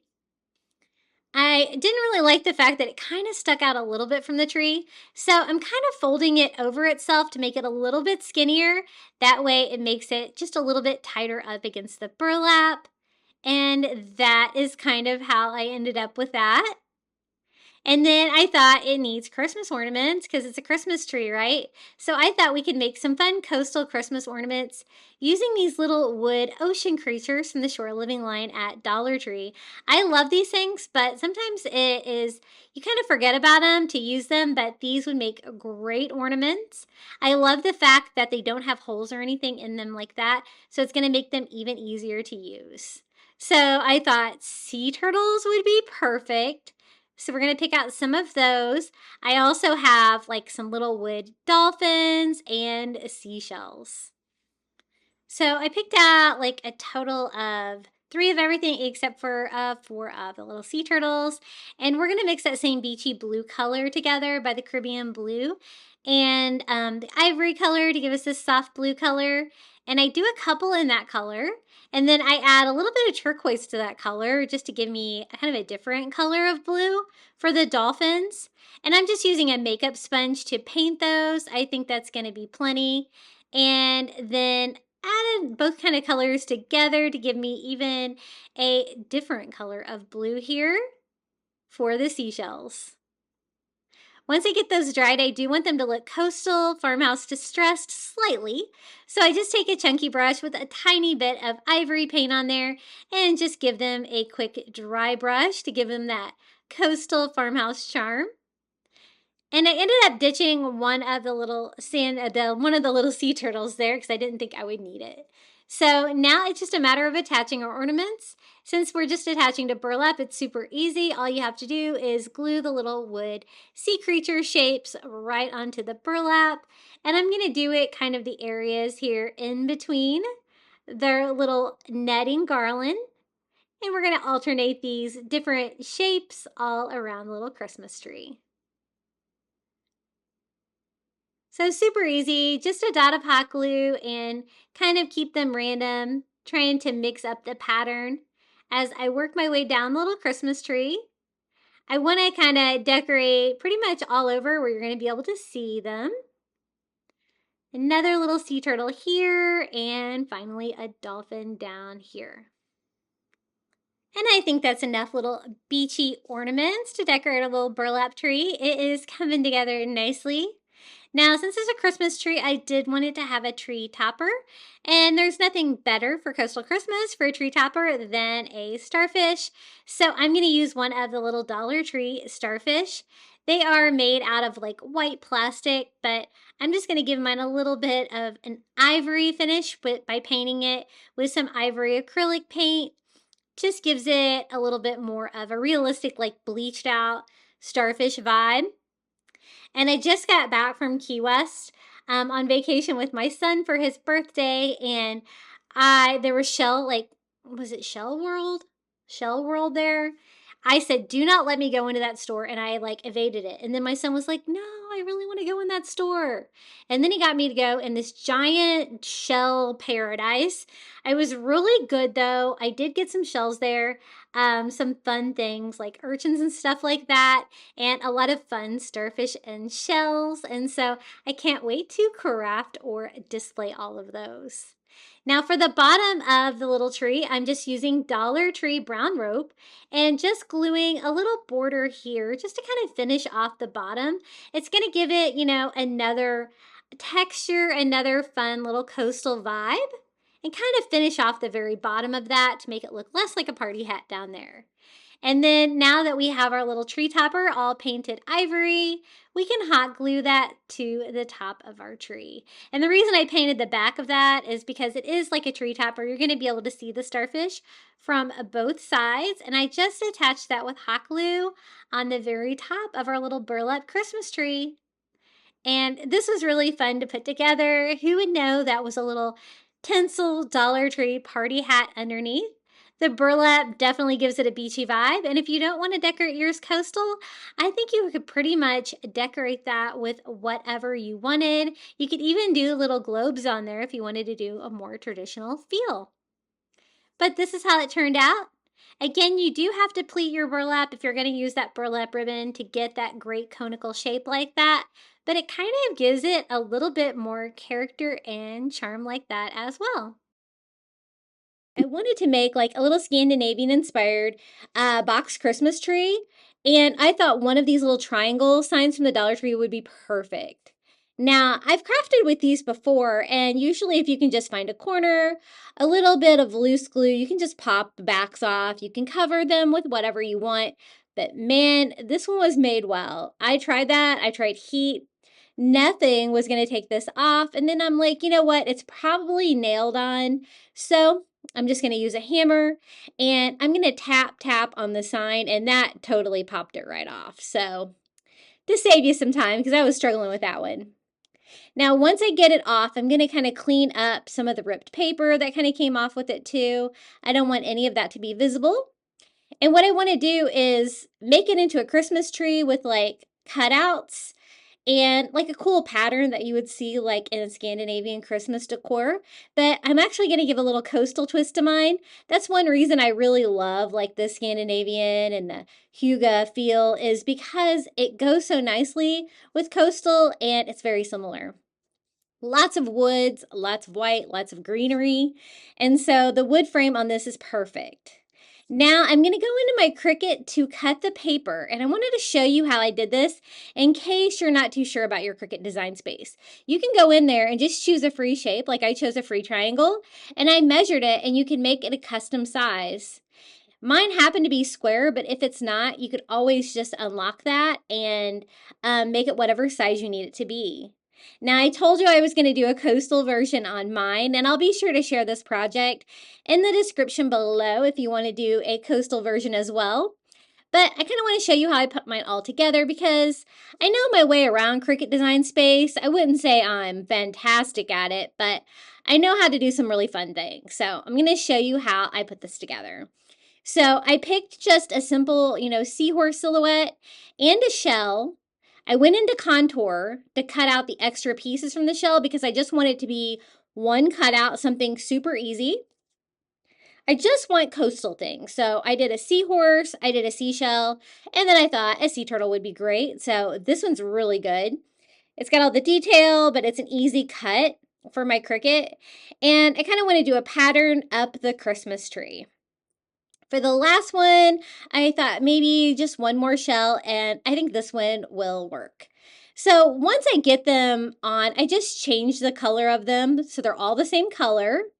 And then I'm just going to kind of grab those, resize them, move them around wherever I want. I just want to do kind of a cool little pattern like you would see like on a Scandinavian design.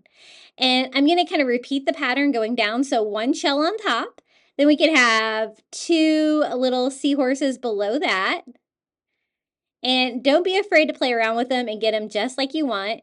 And then I'm going to copy and paste. So we have 3 seashells, and then let's do 4 of the sea turtles. Once I get them all on my little triangle, which I'm not going to cut out the triangle, I'm just going to go row by row and center them vertically so they are lined up perfectly.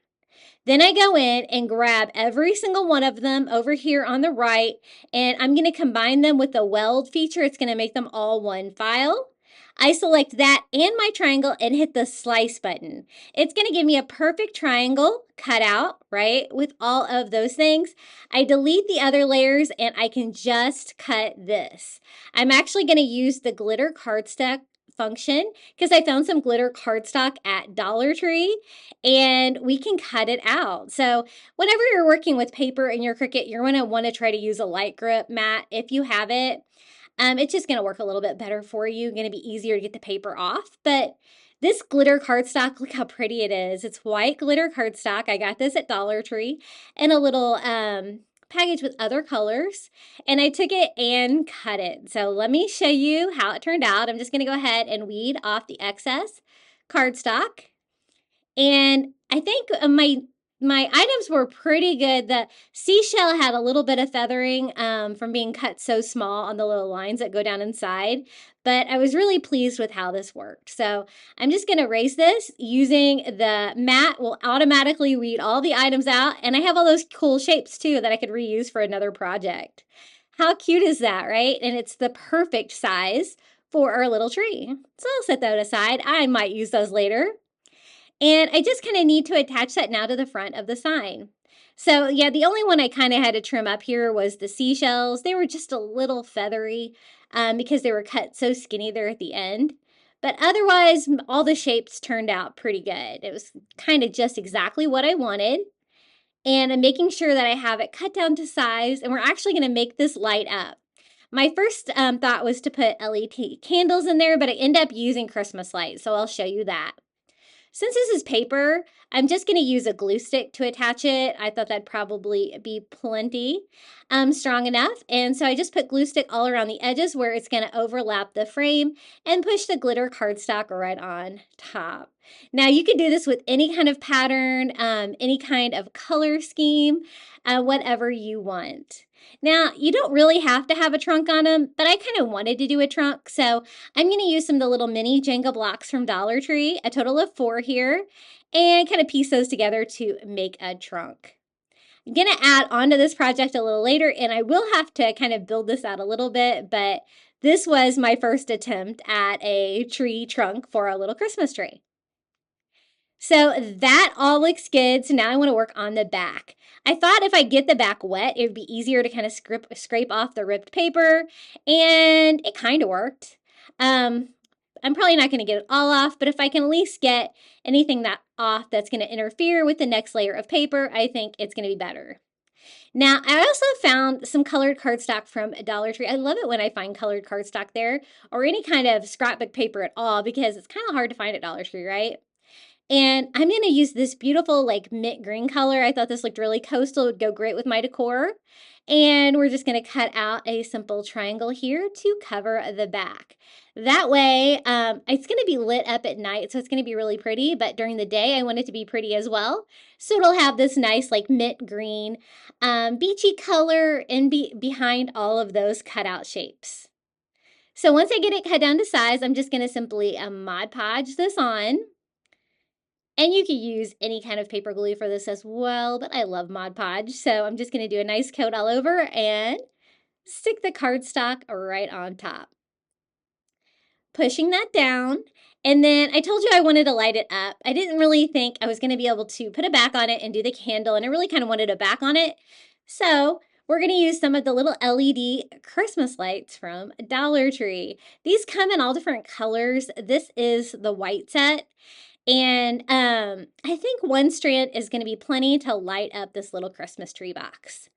And it's got the battery pack, so you do have to put a couple batteries in there. AA is the size on this one, and you can see how nice they light up. Now, for some reason, mine didn't have a screw on the battery pack. I don't know why, but I actually had a little screw. You know, my work desk has about everything from DIYing, and so I screwed that on to the back. Now, I kind of just want to go back and forth on this. I just need to find a way to attach the lights to the back of the Christmas tree. So I thought I should start like in the middle of the bottom. That way I can make the battery case go out behind the project. And I tried using like just some little sticky tape to attach it, and that didn't really want to work too well. I wanted something that you wouldn't really be able to see through the cutout, so I ended up using hot glue. At first I was worried that that might like kind of melt the plastic around the wires and stuff like that, but it seemed to work. I just used a little tiny dots, just kind of where I needed to position it. And you kind of have to pay attention when you're working with these, where exactly your light bulbs are going to be, so you can kind of spread those out evenly. And as you can see, I'm just kind of going back and forth. Not too much because I want to cover the entire back. I probably went a little too far over to the edges because I wasn't really thinking about the frame sitting on top of there. So keep that in mind. You might want to give yourself a little clearance around the edges for your lights. And all the way to the top, just hot gluing that down just with little tiny dots of hot glue. And you'll be able to see the light strings in the daytime, but not too much. I think you'll be able to see the blue color, so that'll be pretty. And then it's just a matter of putting it all together. I found you had to be really quick with this step. I'm going to hot glue all around the edges of the little triangular tree and pop this on as fast as I can, trying to block off any light that might escape out of the back of it. Now, once I got that on there, I kind of need to figure out some way to disguise the battery pack. And I thought, you know what, I could hide it just by attaching it to the back of the tree. That would be the easiest option. So I just glued it where I could still access the batteries to change that out, and glued the cord to the back. Now, I thought I was done with it, but the only thing is by adding that battery pack to the back, I kind of made it like where it wanted to tip over a little bit. So I'm going to extend that little tree trunk out a little bit more to the back here with 2 more of the little Jenga blocks, and that made it stand up perfectly. And so our first DIY is complete, a little Scandinavian Christmas tree with a coastal touch. It's got this beautiful intricate pattern cut out in the Christmas tree and very simple shape of the Christmas tree. This is how mine looks during the daytime. You can see that beautiful blue peering through. We have the natural wood there for the tree trunk and the sides of it. And this is how it looks lit up. It's so pretty. I love making Christmas DIYs that light up. I love lights for Christmas. And this would look really pretty too in the blue. They have a blue light as well in those little battery operated lights from the Dollar Tree. Daytime and nighttime. I picked up one of these little felt crabs at Dollar Tree in their summer section, and I have a couple of the long signs in white. It doesn't matter what color they are or which ones they are because I'm going to cut the little cutout parts on it. I just wanted a sign that's going to be big enough for this crab to make a fun Christmas in July sign. So I took those to my saw and I just cut off the cutouts on these to make 2 long white board signs. The white color on these is not great, so I'm going to have to go in and paint them anyway. That's why I said it doesn't really matter what color you do. I'm going to flip them over though and go ahead and attach them together first. So I'm just going to make like a little palette board sign with these, just using some popsicle sticks. And these Dollar Tree thin signs can be kind of bowed. This one isn't quite really. I was trying not to burn myself there with the hot glue. Crisis averted. And I'm just adding hot glue to the top and the bottom of each popsicle stick and bracing them on here. Better too many than not enough. So I'm just going to kind of do a total of 7, it looks like. Just kind of spacing those out on the back. And it gives me a little palette board sign that we can get started with for this crab DIY. Thought I was looking everywhere for a crab. I thought this would be great. And this crab sign from the Dollar Tree is perfect. It's a summer item that should be readily available and you can recreate. So I just use white acrylic to try to brighten this up. At first I used this white acrylic from Dollar Tree. It's kind of like water. I just do not like their acrylic paint. I don't have a lot of luck, and I found that it was not covering as good as I wanted it to. So I switched up to some regular white acrylic, and just using a chunky brush, I'm just kind of distressing all over until I get a good coverage. That board had like a slight gray tint to it, and I really kind of wanted it to be white and not gray. And I'm also painting the popsicle sticks that you can kind of see from the back while I'm painting this white. I'm going to be using the back of my crab because I don't really want the glitter and stuff design that's on that. And I wanted to make a fun like Santa Claus sign because, you know, a crab has claws. I thought that'd be really fun. But I just kind of wanted a nice beachy background for this. And I'm not going to make this a hanging sign. I'm going to have it a stand-up sign, but you could totally convert this really easily into a hanging sign if you drilled a couple holes in the top. So again, this is that crab sign. He has a little bit of glitter on him, and you could use that side if you wanted, but I kind of wanted a blank canvas crab, so I'm going to use the back of it like that. So it's, as you can see, it's almost the perfect size with 2 of those boards together with a little bit of space in between them to house our little crab here. And so I am just going to do a layer of Mod Podge all over the sign that we just made. And nice and thick because this is kind of a big felt piece that we're trying to attach here. And again, I think the Mod Podge is going to work better than hot glue. I don't want it soaking through my fabric, and it worked just fine. You could probably also use tacky glue from Dollar Tree to attach it. You just want something that's not going to soak through and be like visible from the front of it. I do have a few holes there in the top of the crab from the hanger, and I will disguise those a little later in the project. But basically, I just kind of wanted a blank crab like that. So that's one reason I wanted to use the back of it, because I wanted to go on with my Cricut. And again, I'm using matte white vinyl from the Dollar Tree, and I will share this Cricut cut file with you as well if you want to recreate this. And what I have it saying is, here comes Santa Claus. But for Claus, I spelled it C-L-A-W-S for the crab. I thought that would be really cute. I couldn't decide between here comes Sandy Claus or here comes Santa Claus. And I ended up doing Santa, but you could also do here comes Sandy Claus, because that would be funny as well. And I am just gonna weed my vinyl here. And I wasn't so sure. I've never really done vinyl on felt before, but it actually stuck really well. So I think it's gonna be fine. I'm gonna use my paper transfer paper to attach it, just peeling off the back of this vinyl, and then we can just attach that to the front of our crab. So here's our sign. I did cut it down to fit here. And this is one reason why I didn't want like the glitter in the face and stuff on there.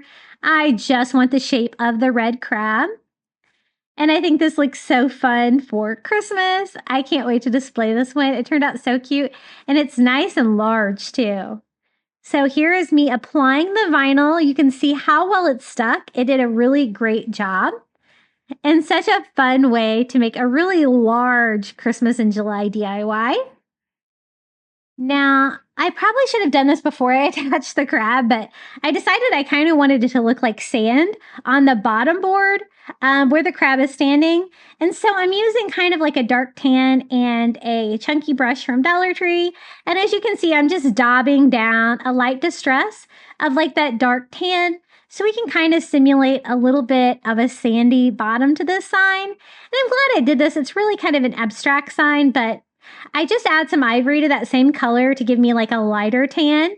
And then I go in and do the same thing in all the same areas. And I'm only doing the bottom board sign, but I do like the effect that it gave me. I was just trying to not get any on my red felt.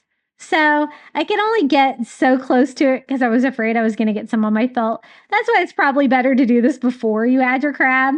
But then I go in with white to kind of, blend it, kind of make it look a little bit more like sand. And then I went in with a tiny brush just to get a little closer to all the little crab legs on there with all those existing colors. Just to kind of make it look like I did not do that as an afterthought, even though I kind of did. But I like that. It gave me a nice sandy bottom, like our little crab is standing in the sand. And so then I thought, sand, you probably need some seashells too.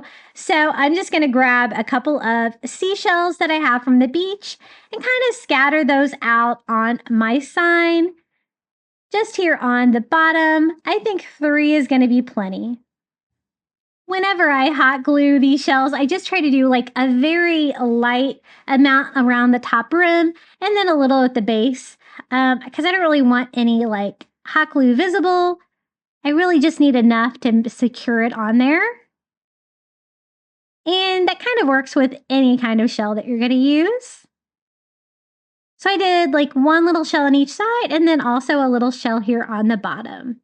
And like I said before, I'm going to make this a standing sign, something that I can sit on my shelf. And so to do that, I'm just going to use a little piece of craft wood. I just need something heavy enough to kind of stand it up. And let me show you how I attach this to make a great standing sign. I just use hot glue on the side of the craft wood. And I glue that down. Now I make sure I leave a tiny lip on the bottom of that sign before the little brace. So that way it will slightly lean back a little bit and it will sit properly on my shelf and it won't want to tip over or anything like that. So I'm showing you about how much room I left. Just a tiny bit, just enough for it to slightly sit back like that so it will stand securely. And I think this looks really cute. The only thing I still need to do on there is to cover those little holes on the top of my crab because that kind of bothered me. I kind of wanted to do a little Santa hat for him, but I didn't really have a lot of room there to do that. So I'm just going to use some of that red and white baker's twine and just tie a simple little bow for that. I thought that would work as a decoration, but you know what? It's also going to cover up those pesky holes. So I think that looks good. And I am just going to hot glue that on there onto like the biggest hole here in the center. And that will kind of disguise the other little hole there as well. And it provided a nice little decoration there for the top of our crab. But a little Santa hat on there would be super cute too, if you wanted to try to make one. But I think this DIY turned out so cute. What do you guys think about my little Santa Claus? It's totally coastal, it's totally summer, and it's so much fun. I'm so glad I decided to do like the sandy texture on the bottom. I think that looks really cool. You could even do that on both boards if you wanted to, or you could do the top board instead of white. You could do it like in an ocean blue. That'd be really cute as well. But I think he turned out really cute, and I really liked using the vinyl on the felt because a lot of times they have those felt items at Dollar Tree and you don't really know what to do with them, right? Okay, the next DIY, I thought I picked up some of these little children shapes this is like the teacher section, I guess, at Dollar Tree. And I thought we could try to make those look like gingerbread men. And then I picked up like one of these like giant plastic trays they have this summer. And I thought we could do something really fun on this. It's a nice blue color, so it reminded me of the pool. So I was thinking that we could have like gingerbread men floating in the pool, like baking in the sun instead of baking in the oven. But I wanted something to kind of make floaties with, and so I'm going to use a Dollar Tree placemat. I thought it would be a nice pop of red. And the texture is kind of cool on these. I think it kind of makes it look like it could be like a floaty. It could kind of also look like a towel. If you wanted to do like a sandy background, you could do the same thing with a material that would look like towels behind them. But I picked out two of the little children shapes. They're shaped really similar to a gingerbread man, but their legs are a little bit longer than I would necessarily think a gingerbread man would be. So we'll modify them a little bit. So I'm just going to cut this down. Each one of the little floaties is going to be a little bit different, but they're also going to be kind of coordinated because they kind of have that like large white stripe across the top. And then we can like lay a little gingerbread man on top of each one. I kind of wanted to do a his and a hers. And so I'm just going to cut off the feet and part of the legs on these just to kind of make them look more like a gingerbread man and less like a child. So I'm going to do that on both of them. And the pack had like lots of different colors in them. This color kind of reminded me more of a gingerbread man. And so that is the one that we're going to use for this. Now, they kind of have a glossy side. They kind of have more of a matte side. At first, I was going to use the glossy side up like that, but I ended up changing it and using the other side, which was a little bit more, not quite so shiny. So I kind of want to angle them like that, like two floaties floating in the pool. So this is going to be my surface, this giant blue tray. I was really impressed with the size on this. Now, it looks really plasticky because, you know, it's plastic. So I'm also going to need Mod Podge to attach to the floaties. So what I'm going to do is just start by going over the entire top of the tray with matte Mod Podge from Dollar Tree. It's going to take that shininess away from the plastic, make it look a little bit more high end. But I'm also going to need all that Mod Podge on there so I can start securing the floaties. I have lots of things that I need to kind of glue down on this. And so this is kind of my first layer of glue. So I'm going to grab one of my floaties and kind of push that down in there. Mine were not the flattest, but we're going to make this work. And as long as I can get it into contact with the Mod Podge, we can kind of make that like lay down. Now, I do like smooth them out. I didn't think I got quite enough Mod Podge on there to make them lay completely flat and be completely secure. So once I get them on there, I'm just going to add a little bit more Mod Podge under them if I feel like it needs it.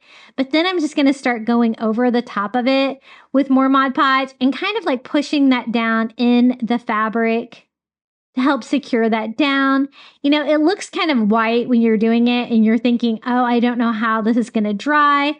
But I let mine dry overnight and it turned out completely clear. So just put Mod Podge, you know, everywhere where you kind of need it to secure that down. And again, I wanted to do pool, so that's why I'm kind of doing floaties, but these kind of look like beach towels too. So if you wanted to do like a background that was tan and sand, you could do the same thing with gingerbread men like laying out on the beach. Or you could do it like I did and have them laying in the pool. So as you can see, I dried them and then I went in and added more Mod Podge if necessary to get those down and secure. So that was probably the hardest thing to attach. Once I got them on there, the project got really easy. So there's my little gingerbread men. I told you like that side was kind of glossy and the other side kind of was a little bit more matte. So I do end up using that side up. Like that is what I'm talking about for our two little gingerbread men. And I'm so glad I thought to use these because I do not want to get all my Christmas decor out. And so I just do Mod Podge on the back of him and lay him down. I'm also going to Mod Podge all over the top of him to help secure him down to the floaty. And I'm going to add like lots of beach fun decor to both of these, but I have to get them down and attached first. So a nice layer of Mod Podge here on the back. Lay him down. Or actually, that's going to be our girl one. And then Mod Podge over the top.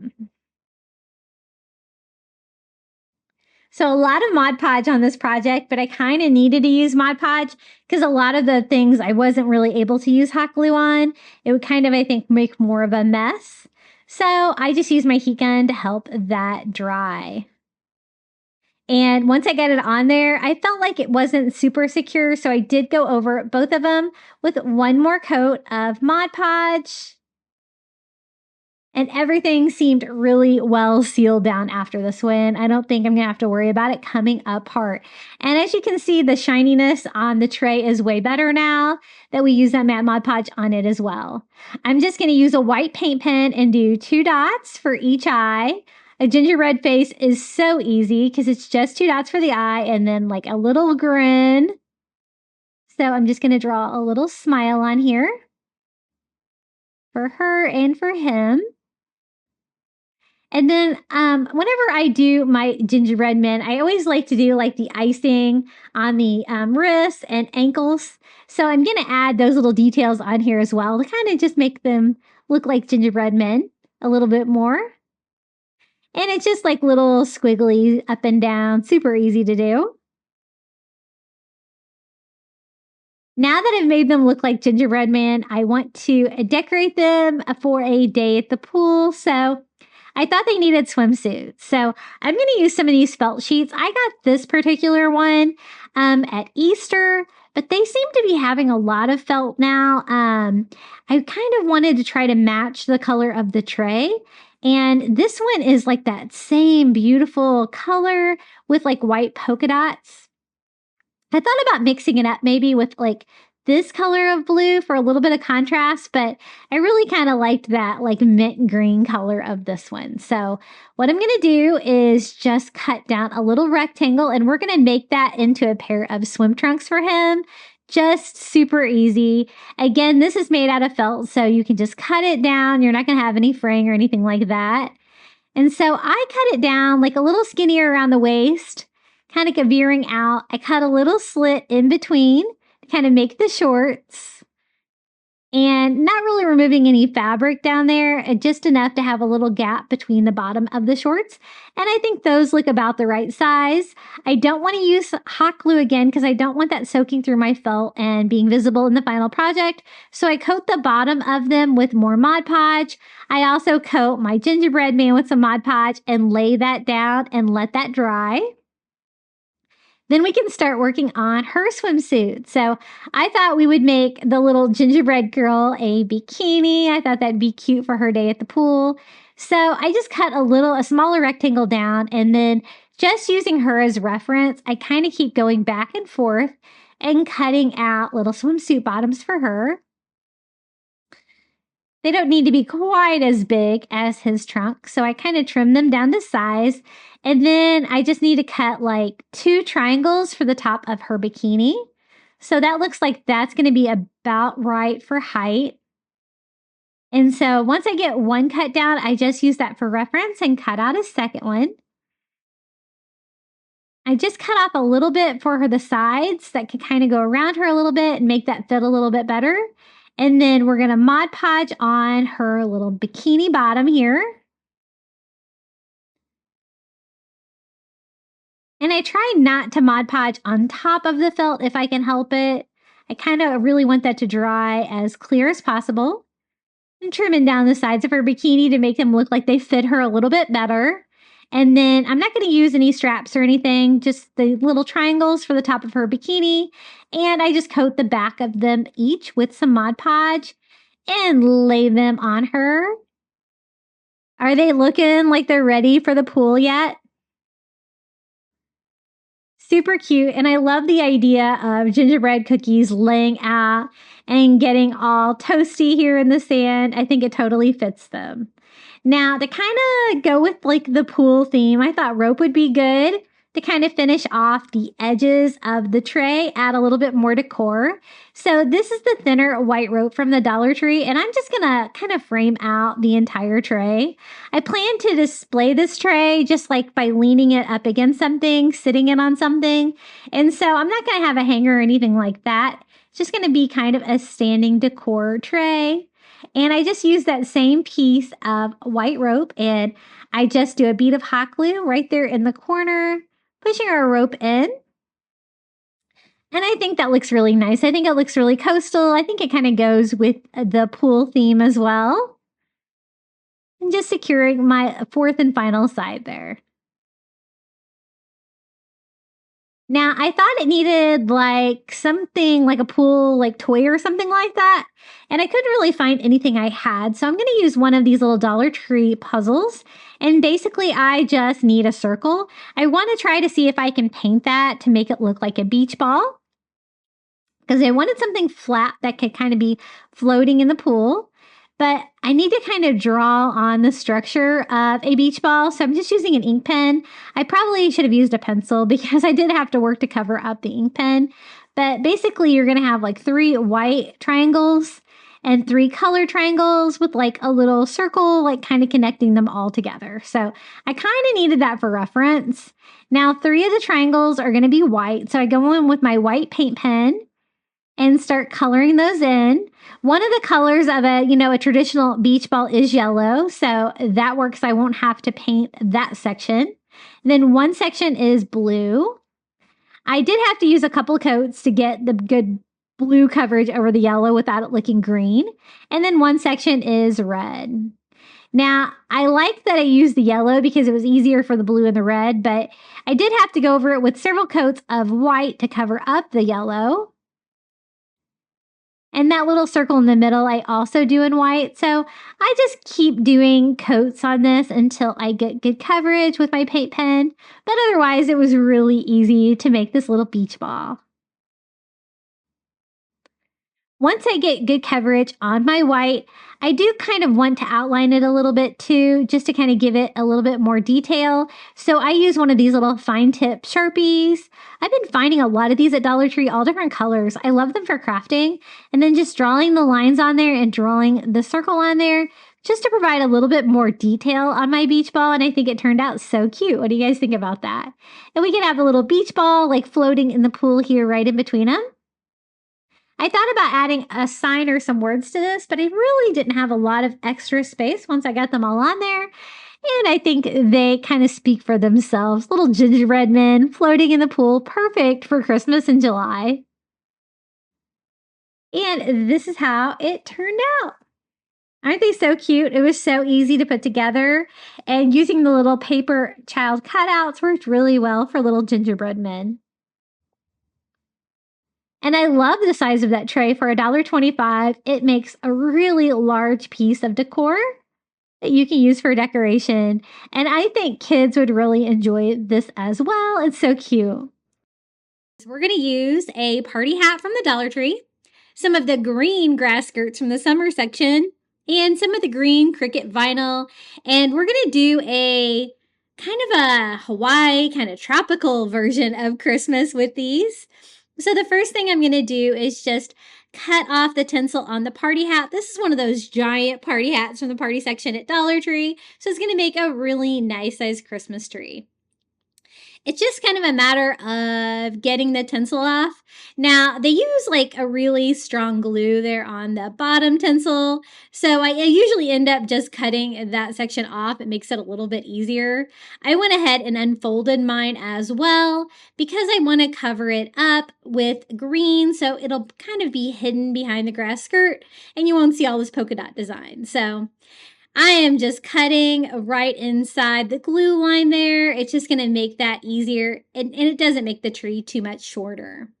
Now, I was inspired to make this Christmas tree DIY by our trip to Hawaii. I thought it was a really fun idea. I thought I could make a Christmas tree out of the little leis. And they have the green ones. They have like, you know, the straw colored ones. You could do either one, but I'm going to do the green one today. A lot of times my Dollar Trees don't sell out of those, and I can still get them in the winter sometimes, so you might be able to find them. Mine usually kind of move them to the party section at my stores. But I thought it would be easier to cover the party hat with this green cricut vinyl from Dollar Tree than it would be to paint it. So I had this, and it was almost the exact right color, so I thought we would give it a go. I am just going to peel off the backing and lay my party hat on there to recover it. Now, this is probably one of the best uses for cricut vinyl. I love crafting with it, but I don't necessarily like using it in my Cricut machine because it always sticks to my mat and just makes a big old mess. I really wish they would work on the backing sheet. I don't think the vinyl itself is that bad, but oh man, I have so much trouble with it. I know lots of you guys do as well. So what I'm doing is just going to trim off all the extra vinyl. I do want to kind of leave these tabs and stuff on there so that I can put my little Christmas tree back together. And I don't know if it's because this is a bigger Christmas hat or what, but this is probably a lot sturdier than the smaller one that I've used to make Christmas trees. So now I'm just going to kind of cut my holes back in there so I can have some little slots so we can put this together. And as you can see, I even covered like my tabs with the vinyl. It's just a matter of popping those back in the slots.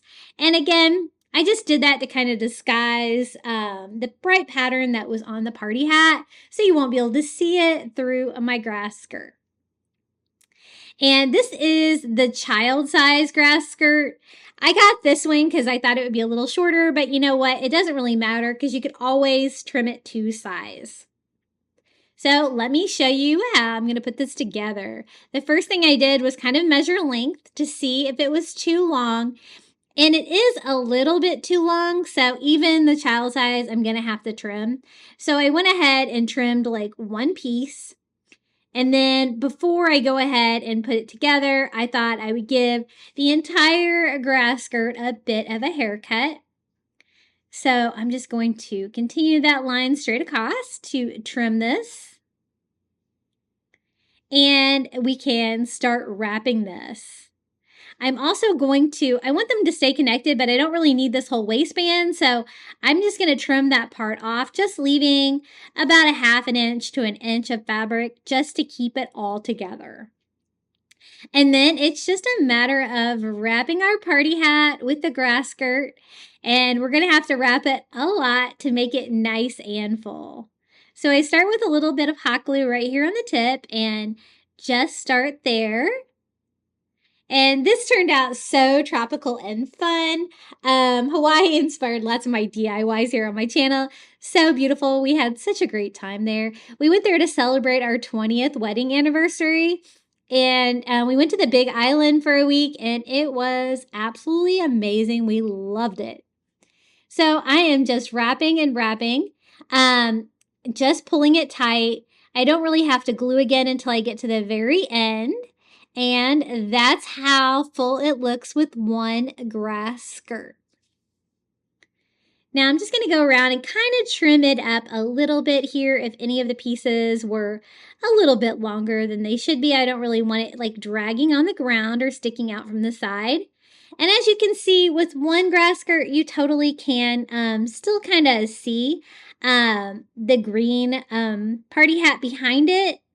And so I think it's going to require more than one. Now to make this tip even tighter, I decided to kind of cinch it up with just a little twine to tie it tight and kind of close up the top of it. See, this is what it looks like at this point. So you could kind of get away with one skirt if you wanted, but I wanted a super fluffy grass skirt. I didn't really want you to be able to see the party hat behind it at all. So we're going to use the second one that I had bought for it. And I saved a little piece that I cut off so I can go ahead and trim this one down to size before we start wrapping it. And then again, I'm just going to cut the waistband off, all of that, before I even unfold it. Makes it even easier. So we're going to start at the top again, and basically we're going to repeat the process by hot gluing that right there, right next to the twine that we used to tie it off. And then we're just going to simply wrap this around again. And once I have two grass skirts on there, it just made it so full and fluffy. And then we can decorate it even more. And I'm glad I decided to do two. I think it kind of really needed it. I'm curious to see what this would look like with, like, you know, the straw colored grass skirts from the Dollar Tree. I think that would be really beautiful too. I might have to try that DIY. So I'm using the entire grass skirt again. We're just going to simply have to hot glue it again to kind of close it off here at the top. And you can see how much fuller it is. I just kind of brush it out a little bit, kind of, you know, see how long they're going to be. And then I can kind of trim them up too if any of them are longer than the others. And I think that just kind of depends on how it gets wrapped. But as you can see, it's so full now. You can't see the party hat behind it, so I'm happy with it. And then I'm going to kind of cinch it up again at the very tip of our Christmas tree just by doing some hot glue, kind of pinching it together there, trying to close up the gap there on the very top. Now, this is what we're going to decorate our Christmas tree with. These poinsettias, very Hawaiian. They're white. They have a little touch of glitter, green in the middle. I think they're not going to be that colorful. You know, you could do like a brighter hibiscus or something like that too, if you wanted like a bright pop of color. But I kind of wanted more of a neutral, like white flower like this. And so kind of seeing how it's going to look on our little grass skirt Christmas tree, and I'm digging it. So I just pulled the flowers off the ends of them and just left the little green tips on there, and I'm just putting a dot of hot glue and gluing that down into my grass skirt. Kind of glues it, you know, to wherever it kind of sticks, either the grass skirt. I want it all to be a little bit flexible. And I'm just scattering them around kind of in a random pattern. I want there to be kind of equal coverage all around with the little poinsettias. And I love how these turned out. That white poinsettia against the green grass skirt. So tropical and beautiful. And I used 2 packages of these to have enough flowers to go all over. This is a pretty, like medium size, I would say, Christmas tree decoration, because that party hat was pretty large. And look how beautiful it is looking. I love it. So fun. Now, I wanted to make kind of a fun little tree topper, and I picked up this little flamingo sign at Dollar Tree, but I'm just going to borrow the flamingo. I thought we could make a really pretty like tree topper with this because I thought flamingo would totally go with the grass skirt vibe. Then I was trying to figure out how exactly I'm going to attach this because he's got like these long legs and stuff like that. So I decided to ditch the legs. We'll just keep the flamingo body. It'll make it look like he's sitting down, right? Like that. I thought that would be easier. And then I was like, you know, it probably needs something else. What do I have? So I'm going to put a couple of things together. The first thing I wanted to do was paint it though. I'm just using like a pink parfait color to kind of cover up that bright pink glitter. And again, I wanted to paint the back of it because it was just unfinished on the back. So I kind of wanted it to be consistent. And I really kind of wanted like this shade of pink rather than the hot pink. I did take a couple of coats to cover up all that glitter and stuff like that, but it was pretty easy to paint. Then I picked up this starfish at like my local flea market, and these are actually pretty inexpensive. And I thought this would make a really pretty tree topper. I guess you could always use the starfish from the Dollar Tree if you have that. But I thought I would just put my little flamingo right on top by gluing it on top of the starfish like that. And then I can lay the starfish flat like that on the very top of the tree where it kind of like goes out in all directions, which is a little different than you would normally attach like a starfish to as a tree topper. But I think it actually worked really well like this. So I just attached the whole thing with hot glue. We have a little custom tree topper with a flamingo, a fun little starfish. We have a green grass skirt. We have hibiscus flowers. It really all came together really nicely. And it's so whimsical and fun because, again, these DIYs that we're doing right now, I went for a tropical Christmas. And this is how it turned out. The little grass skirt Christmas tree. I think it turned out really pretty, and I can't wait to decorate with it again this year. What do you guys think about this one? I think it's really fun. Okay, the next tropical Christmas decoration is super easy. I just picked up a Dollar Tree wood round and a Dollar Tree Christmas gift bag and some of their hibiscus garland. This one looks so tropical, and it's just exactly what we're going for. It's got like the tropical poinsettias that we've been using. It says Christmas wishes. It's a perfect size for one of those Dollar Tree wood rounds. And I'm going to show how easy it is to make a Christmas sign out of one of their gift bags. I love crafting with their gift bags at Dollar Tree, especially their Christmas ones. So as you can see, I just cut the front off my bag. It's just going to give me like a giant sheet of decorated paper. For my Dollar Tree wood round, we're just going to go ahead and pop the hanger off to get it out of the way. And some of the image will be cut off, but it's totally okay. We're going to get the gist of it on the sign, and you kind of want it to be a little bit bigger. And we are just going to simply Mod Podge this on. I'm going to Mod Podge it on before we cut it down to size, just so I can get a perfect cut around the edges on this. And I won't have to worry about trying to get it on there just right. But this paper is kind of thick from the gift bag, so I did do a rather thick coat of Mod Podge all over. So I want it to be secure everywhere and stay on there because this is going to be a hanging sign. It's a hanging sign, but I'm actually going to hang it in my cabinet that we did all of these tropical Christmas decorations for. So I'll show you how that all turned out.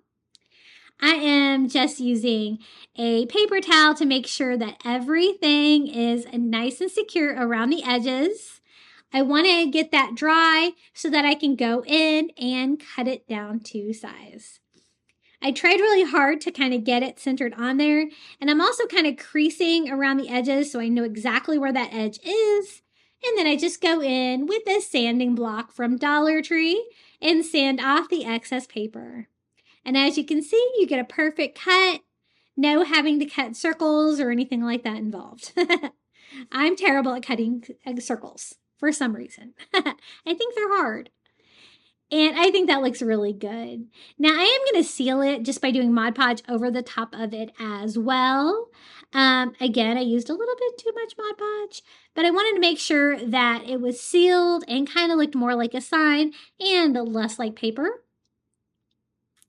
And then we are going to actually decorate this with that pink hibiscus garland from Dollar Tree to kind of add more pink to it. It's already got a little bit of pink on it, pinks and reds, but I thought we would continue that tropical flower pattern by actually adding flowers to the sign. I thought that would be really fun. But first I need to reattach my hanger. So I'm just kind of popping that back through the paper bag. And now it's ready to decorate. Aren't these pink hibiscus garland from the Dollar Tree so pretty? I thought this would totally go with my bright pink vibe that we've been using for the flamingos. And I am just actually going to glue it to the sign itself. Whenever you kind of have to cut the stem off, they kind of fall apart, as you can see, but that's okay. You can kind of just glue all the pieces back together, and that's what I'm doing. I'm just gluing the flower pieces on there and then gluing the center back in there. That way I can have them nice and flat up against the sign, so they'll be a little bit more flush than if I would have left the tips on there. Then I thought, you know what? I have the greenery from the garland. I might as well use that too. That's going to go with the green and pink tropical vibes. So I'm just going to kind of glue that around wherever they kind of have leaves on there. Some with the flowers, some not. But otherwise you can still read where it says Christmas wishes. And I thought this was really whimsical and fun and really easy to do with a Dollar Tree wood round and Christmas gift bag. I love those hibiscus flowers. I always try to pick those up as well year-round whenever I see them because I think they're so beautiful.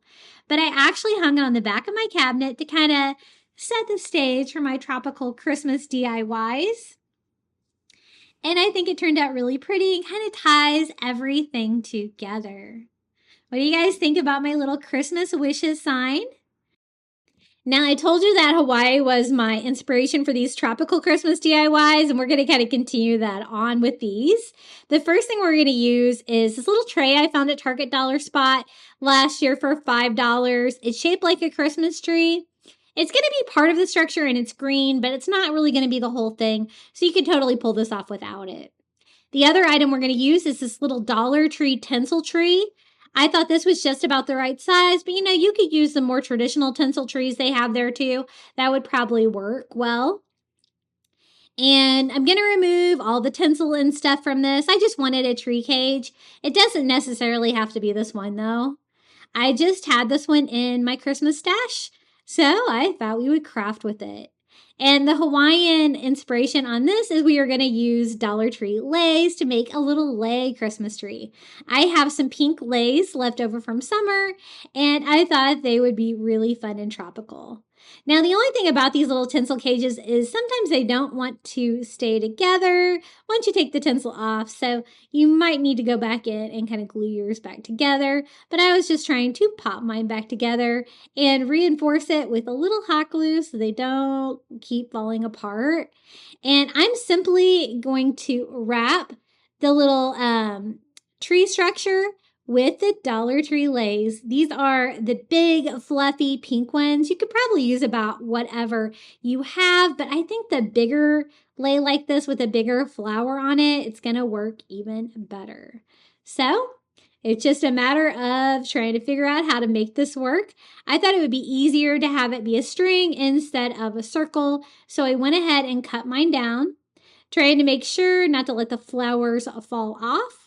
And I'm just going to simply hot glue the string. I did go ahead and knot it to kind of keep them on there because as you can see, they did kind of want to jump off on me. I just tied that little plastic piece in place to kind of be a spacer. And this kind of has a hole in the top of the tree, so I kind of took advantage of it and just put that down right inside to attach it. And then I'm simply wrapping the Christmas tree with the pink lei. Isn't that fun? And this lei does kind of have a little bit of a stand on it, as you can see. I'm just going to tie this one off right here at the base since I have the string available. And then, some of the little pink flowers did fall off, so I can kind of go back in and hot glue those as needed to kind of fill in the rest of my Christmas tree. And it's not a very cone shape, because it's got all these flowers and stuff like that, which is one reason why I'm putting it in that little tree tray that I got at Target Dollar Spot to kind of continue that Christmas tree shape. But I don't really need the stand on it, so I'm just going to go ahead and pop it off. These are made out of plastic, so pretty easy to cut. So I just cut mine down with a pair of heavy-duty scissors. So my tree is a little bit shorter, and I only had one of those little Christmas leis, so I really couldn't cover the rest of it with that. And that's why you could totally use the other tinsel Christmas tree they have at Dollar Tree. Doesn't have a stand, and it's a little bit easier to shorten like this if you want to recreate. I thought we could just sit it inside the little tree tray like that. I thought that was a fun use of the tray. And then to continue like the tropical coastal version, I'm going to glue one of the little Dollar Tree starfish to the top of the tree tray. And that continues our green and pink and white theme with a little touch of wood on the tray below. Super tropical and fun. Now, I was trying to decide if I had enough room for the lei tree to have like a treetop or two. And I decided to make mine a tiny bit taller with some of those extra flowers that came off to kind of give it more of a point to the top of my little lei tree. And then I wanted to bring in a little flamingo. And I actually had some little flamingo drink stirrers. I picked these up in the summer at Dollar Tree. Because you never know when you're going to need a pink flamingo, right? Even for Christmas. They're made out of plastic, so I simply just pop the little drink stirrer off, and I'm going to hot glue mine on this to the top of my little pink lei Christmas tree. And this one's just going to have a couple different tree toppers. It can have the pink flamingo, and it can also have the starfish, because they're kind of two separate trees. But I think they work together, and a super fun use for that little tree tray, because some of those trays like that from the Target Dollar Spot, I don't really know how to decorate them too well, and I thought this was a fun idea. So here it is, our little lei Christmas tree. Very pink and tropical. Definitely reminds me of Hawaii. I did get a real lei when I was there, and I felt so tropical wearing it. But it kind of was really kind of heavy, like a lot of flowers hanging around your neck. Now, this is the Dollar Tree Christmas Believe sign. I thought we could give it a little coastal Christmas makeover. Just trying to remove the back from it. You know that these things can be really tricky to kind of pop them apart. I was trying to use a little heat glue and a putty knife to try to kind of pry the back off mine so that we can DIY it and make it look a little bit more coastal. So I just use heat and try to carefully take the back off this. I had better luck with this one than I've had on other ones. And it has like this Christmas like holly print on the back. That's what I want to replace, make that look more tropical. But I love the little Believe sign. I think that's going to look really cute sitting next to the little gnome. We're going to use that same tropical removable wallpaper from the Dollar Tree. If you can't find this, you could always use like a blue color, kind of do your own kind of tropical thing. Or I'm sure you could probably find some coastal looking scrapbook paper, but probably not at Dollar Tree, unfortunately. And I'm just going to peel and stick, if I can find the corner on that, our little rectangle piece on there.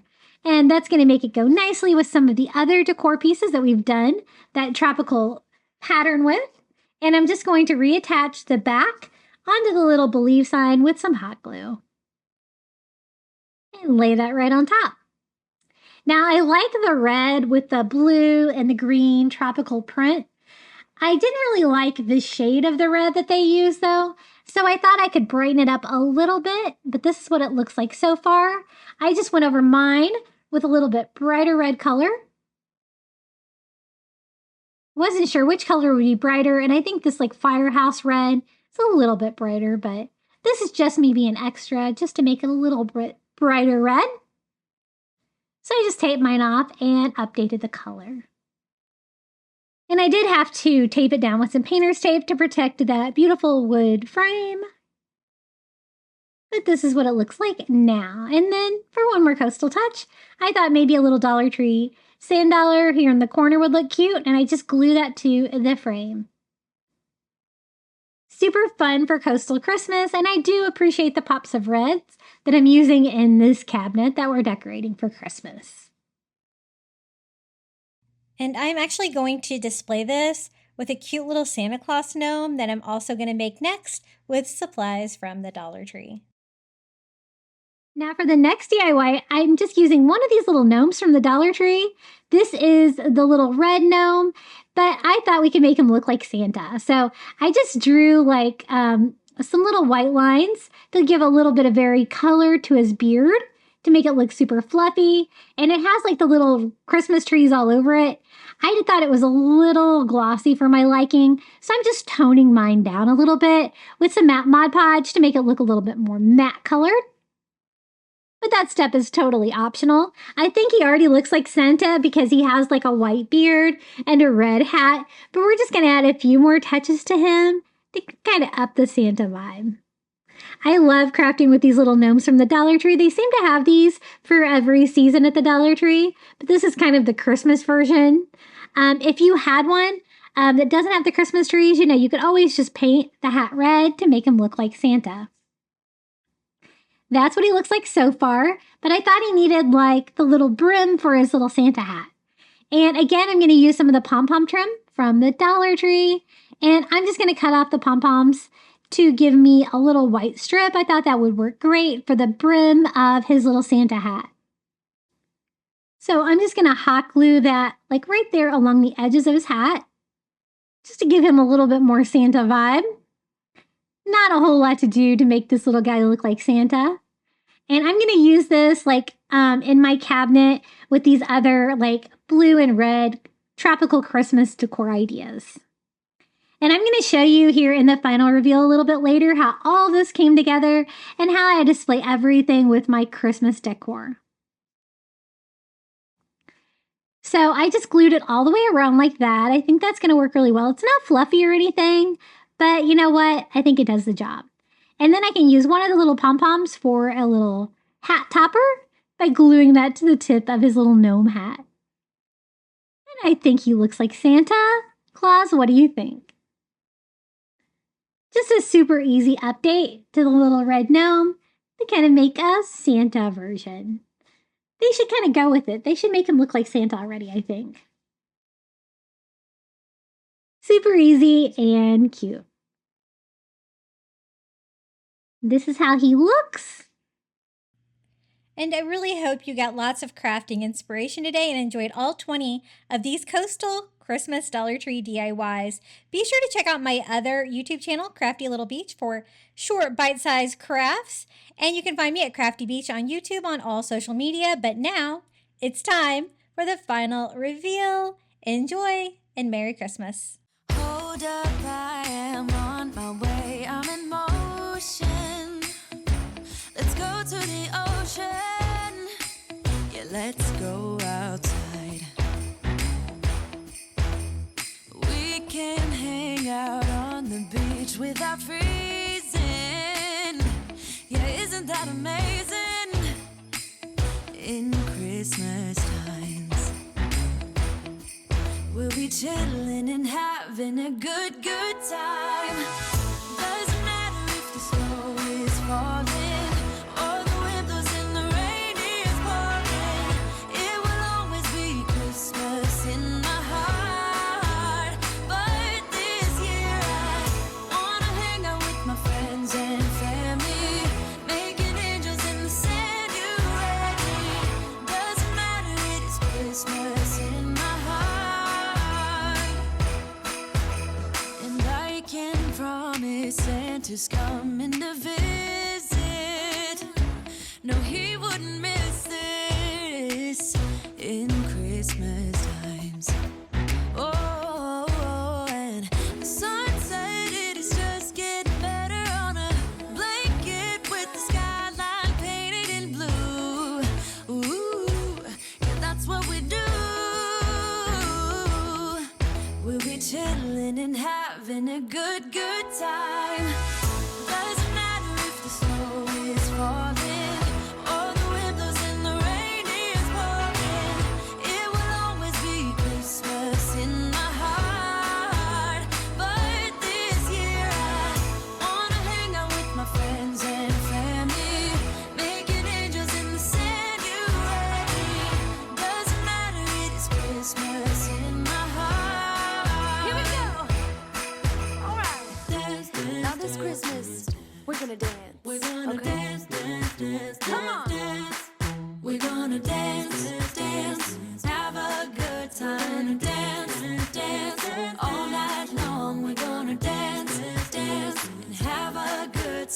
knowing Santa's gonna come and join us in this song.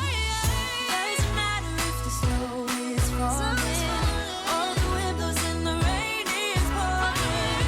It will always be Christmas in my heart. But this year I wanna hang out with my friends and family, making angels in the sanctuary. Doesn't matter, it is Christmas in my heart.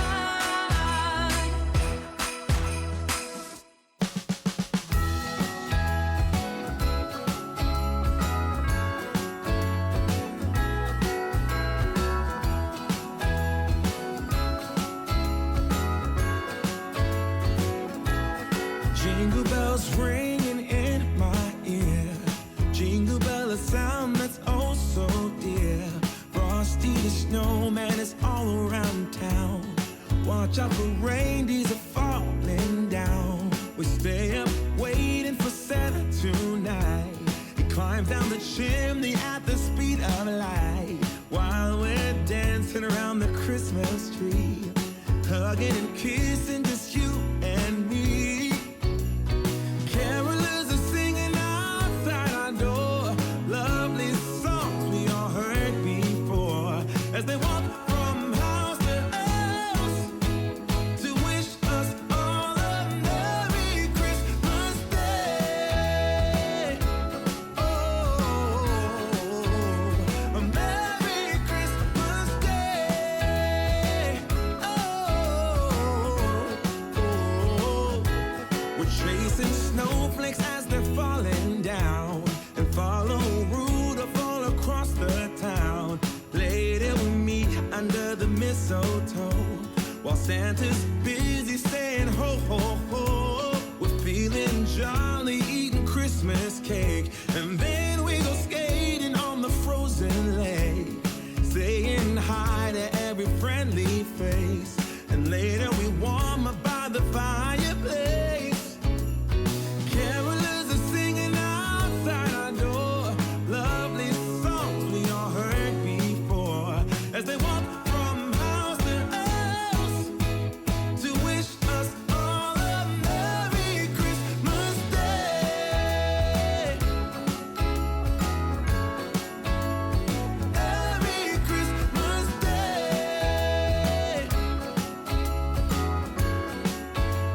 A Merry Christmas Day.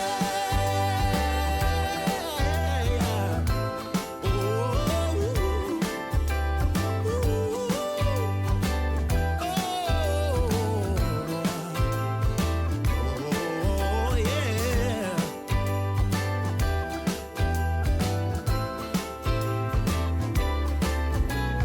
Carolers are singing outside our door, lovely songs we all heard before, as we walk from house to house to wish us all a Merry Christmas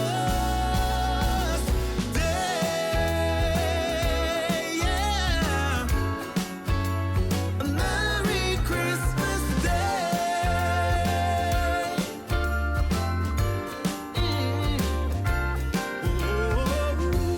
Dancing around the Christmas tree, wishing all a Merry Christmas. Dancing around the Christmas tree, wishing all a Merry Christmas. Dancing around the Christmas tree, wishing all a Merry Christmas Day.